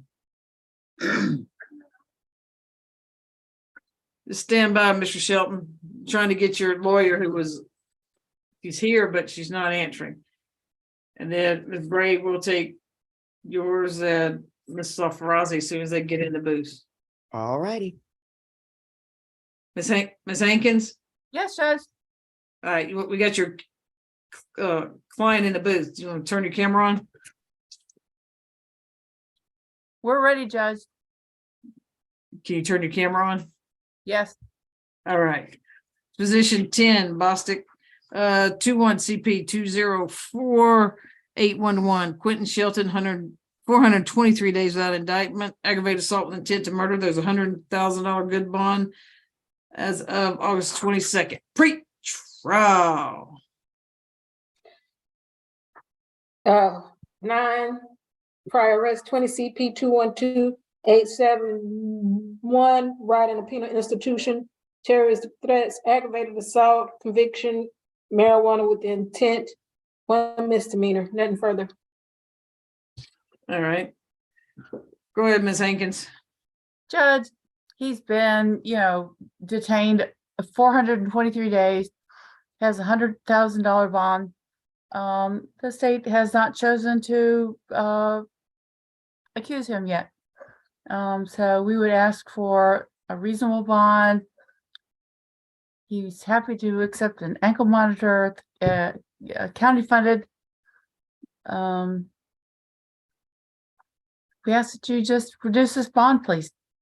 All right. Do you have an address where he'll be living? Yes, I do, Judge. Let me see if I can find it. Or simply Yes. in Fulton County? Yes, it is in Cumming, Georgia, with his sister Angelica Houston Howerton, 1455 Buford Highway, apartment 336, Cumming, Georgia, 30041. All right. So that's not Fulton County. What says the state? Yes, Your Honor. The state believes that his current bond as set is fair and reasonable. I do recognize he's been in custody for over a year without indictment. However, it is not as though he does not have a bond. So it's not as though he's per se entitled to a reduction. I would point out that this bond is after 2 prior denials. He was granted this bond. Court's already heard his history without going too much unnecessarily into the facts, as that is not necessarily the purpose of this. I would point out that he both stabbed and sliced at or at least alleged to have stabbed and sliced at the victim in both the neck and face numerous times. The detective noted he's known to assault people on the MARTA and in the community. It also mentions that the defendant was heard telling the victim that the attack isn't over, and that so the state's concerned not only to the dangers of the victim, the dangers of the community, but also the clear likelihood to reoffend. We would ask that the bond remain the same. All right. No drugs unless prescribed, no alcohol, no weapons. Stay away from all MARTA stations. Sir, you've already been banned from MARTA, just the simple fact that you got arrested there. Stay away from one Atlanta airport. I guess that's a road. No further contact with Randy Love, Love. You can have ankle monitor paid for by the county with a 24-hour curfew, court, lawyer, medical, and employment. You have to provide the name of your employer, the place of employment, proof of that employment, your schedule, and the exact location you'll be working. You'll have to supply that to your lawyer and to the ankle monitoring company. No further contact with your co-defendant, Marshawn, M-A-R-S-H-A-W-N, Cole, C-O-L-E. Also, so you go stay out of Fulton County. The only reason you come back to Fulton County is court and to see your lawyer. You fill up in gas and coming, you go straight to the courthouse, straight to your lawyer's office, and you go back. Don't stop for lunch. Don't get a flat tire. Don't run out of gas. Any reason you get caught in Fulton County other than seeing your lawyer or going to court, that's a violation of your bond condition. And make sure you confirm the address that you're going to be living. If you move, you have to make sure that you let the state know and you let the ankle monitoring company know. $80,000 good bond. Best of luck to you, sir. You can leave the booth. Thank you, Ms. Hankins. Thank you, Judge. All right, we're just waiting on Alero Buck and Anthony Lomnick. Judge may be excused. Sure. Have a good evening.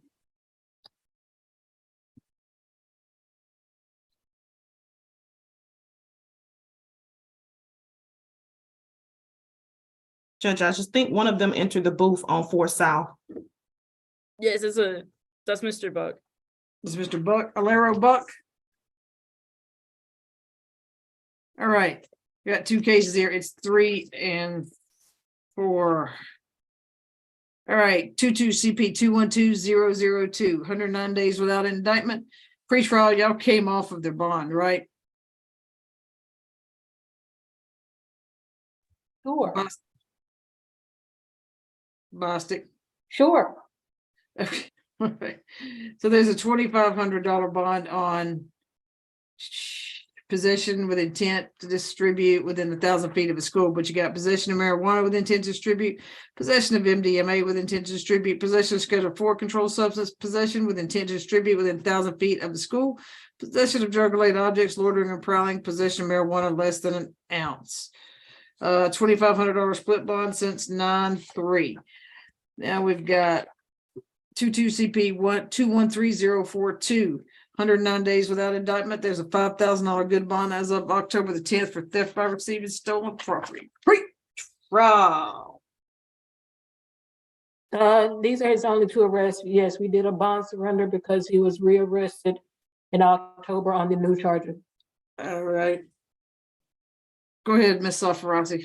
Thank you, Your Honor. Easterbrook has been in custody for 108 days now. He had a prelim scheduled on the 19th of this month, and then it was reset because the officer failed to appear. His prelim is now scheduled for February 3rd. Your Honor, I do know there's 2 cases before you. What happened with the second case, the theft by receiving case, he was actually arrested in his girlfriend's car. His girlfriend's father owns the car, and she is buying it from her father. And there was some dispute about payment, her making her payments on time. And so he reported the car stolen. And so they were actually both arrested, Your Honor. And she was able to bond out with no issues. But because he already had that open case, pre-trial has surrendered. And so he's been in custody this whole time waiting for a bond hearing to be reheard. So that is the facts behind the second case, Your Honor. He was simply passenger in his girlfriend's car. And from my understanding, so speaking with her, she's back in possession of the car and she's all good with her father. So a tough lesson, I guess, to learn, but that is the situation behind that case. And so, Your Honor, because these are his only 2 cases that he's ever had, and he is a young man, we are going to ask you to set a bond of $5,000 total for both cases. That would allow us to do the bail project. He does not have much funds. He does have a baby on the way, Your Honor. His girlfriend is she's about 8 months pregnant now. We do have a good address for him at 2104 Bentley Exine Drive, and that is in College Park, Georgia, 30349. Your Honor, my client, he is a high school graduate. He worked for DHL at the time, but he has been incarcerated for over 100 days now, so we would have to see the status of that job. His whole family is in Mississippi because he had moved to Georgia in July of 2020, July of last year.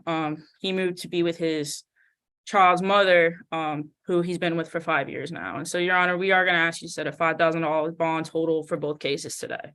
Thank you. What says the state and what address is he gonna live at? It's a College Park address, Your Honor. I will file a change of address. So we have it in the system. All right, what says the state?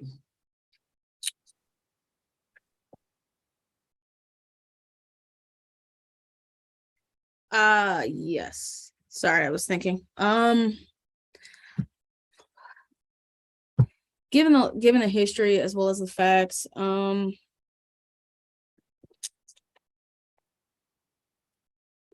state doesn't oppose that.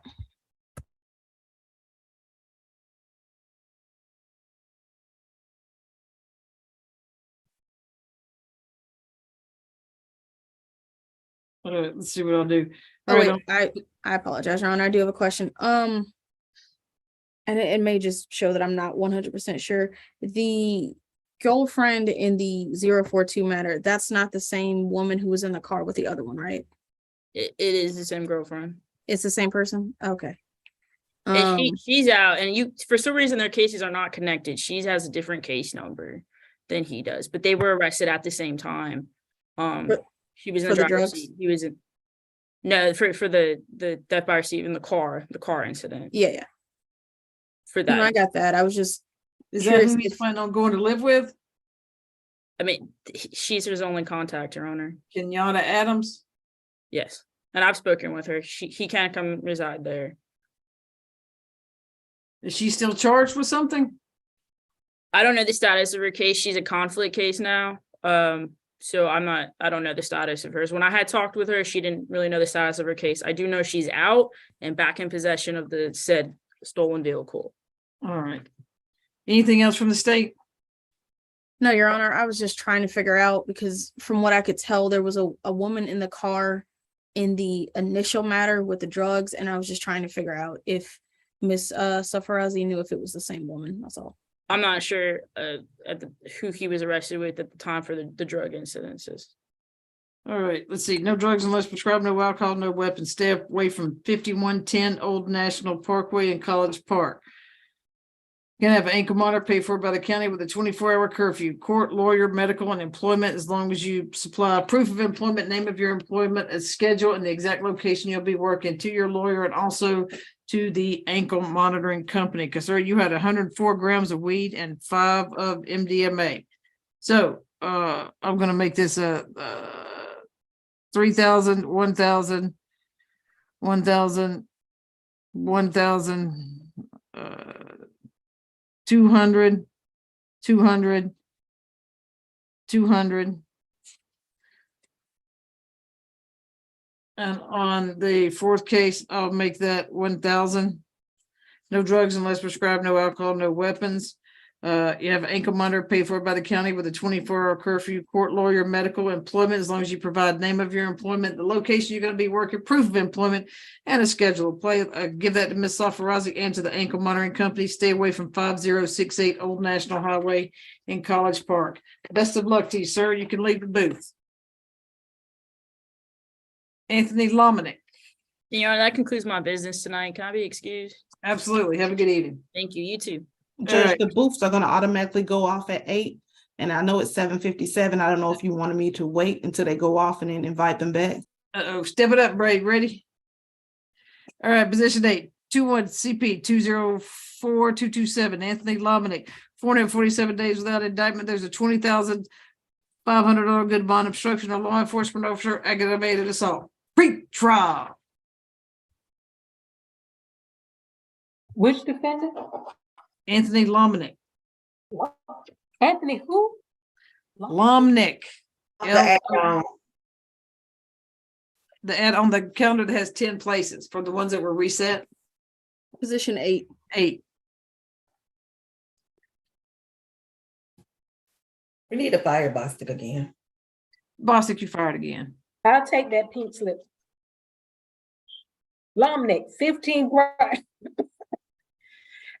Excuse me, 15 prior arrests, 3 misdemeanors, 5 arrests for probation violation, open case, DeKalb, entering auto, criminal damage to property, has a hold for an FTA out of Decatur. Nothing further.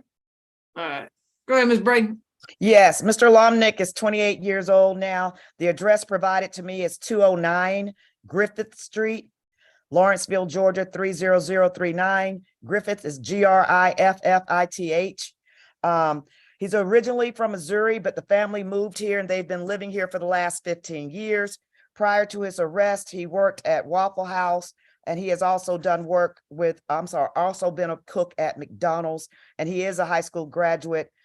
Based on the amount of time he's been in, Your Honor, I am asking that his bond be reduced substantially. Where's he gonna live? 209 Griffith Street, Lawrenceville, Georgia, 30039. All right, what says the state? Yes, Your Honor. The state's position would be, given the severe brain injuries to the victim from the alleged offense of basically smashing his head into a concrete pole. We do recognize the length of time without indictment. We would ask that you cut the bond in half to a $10,250 bond. All right, put this because of the state. State went with that Ms. Young. No drugs unless prescribed, no alcohol, no weapons. You're gonna have an ankle monitor paid for by the county with a 24-hour curfew, court, lawyer, medical, and work, as long as you supply the name of your employer, location, and a schedule that you're gonna be working. No further contact with Curtis. Can't read my last name. Does it say Small? Smith. Curtis Smith, keep reading my own writing. Stay away from 400 Edgewood Drive in Edgewood and Avenue in Atlanta, Georgia. Also stay out of Fulton County, sir. The only reason you come to Fulton County is court or to see your lawyer. Fill up with gas when you go before you come down here, okay? Don't stop for Chick-fil-A, don't stop for Taco Bell, don't stop for anything. Go straight to see Miss Bray or straight to the courthouse. 10,000, I go along with the state's recommendation. Ms. Young, note that 250 on the second charge. Curtis Smith. Best of luck to you, sir. You can leave the booth.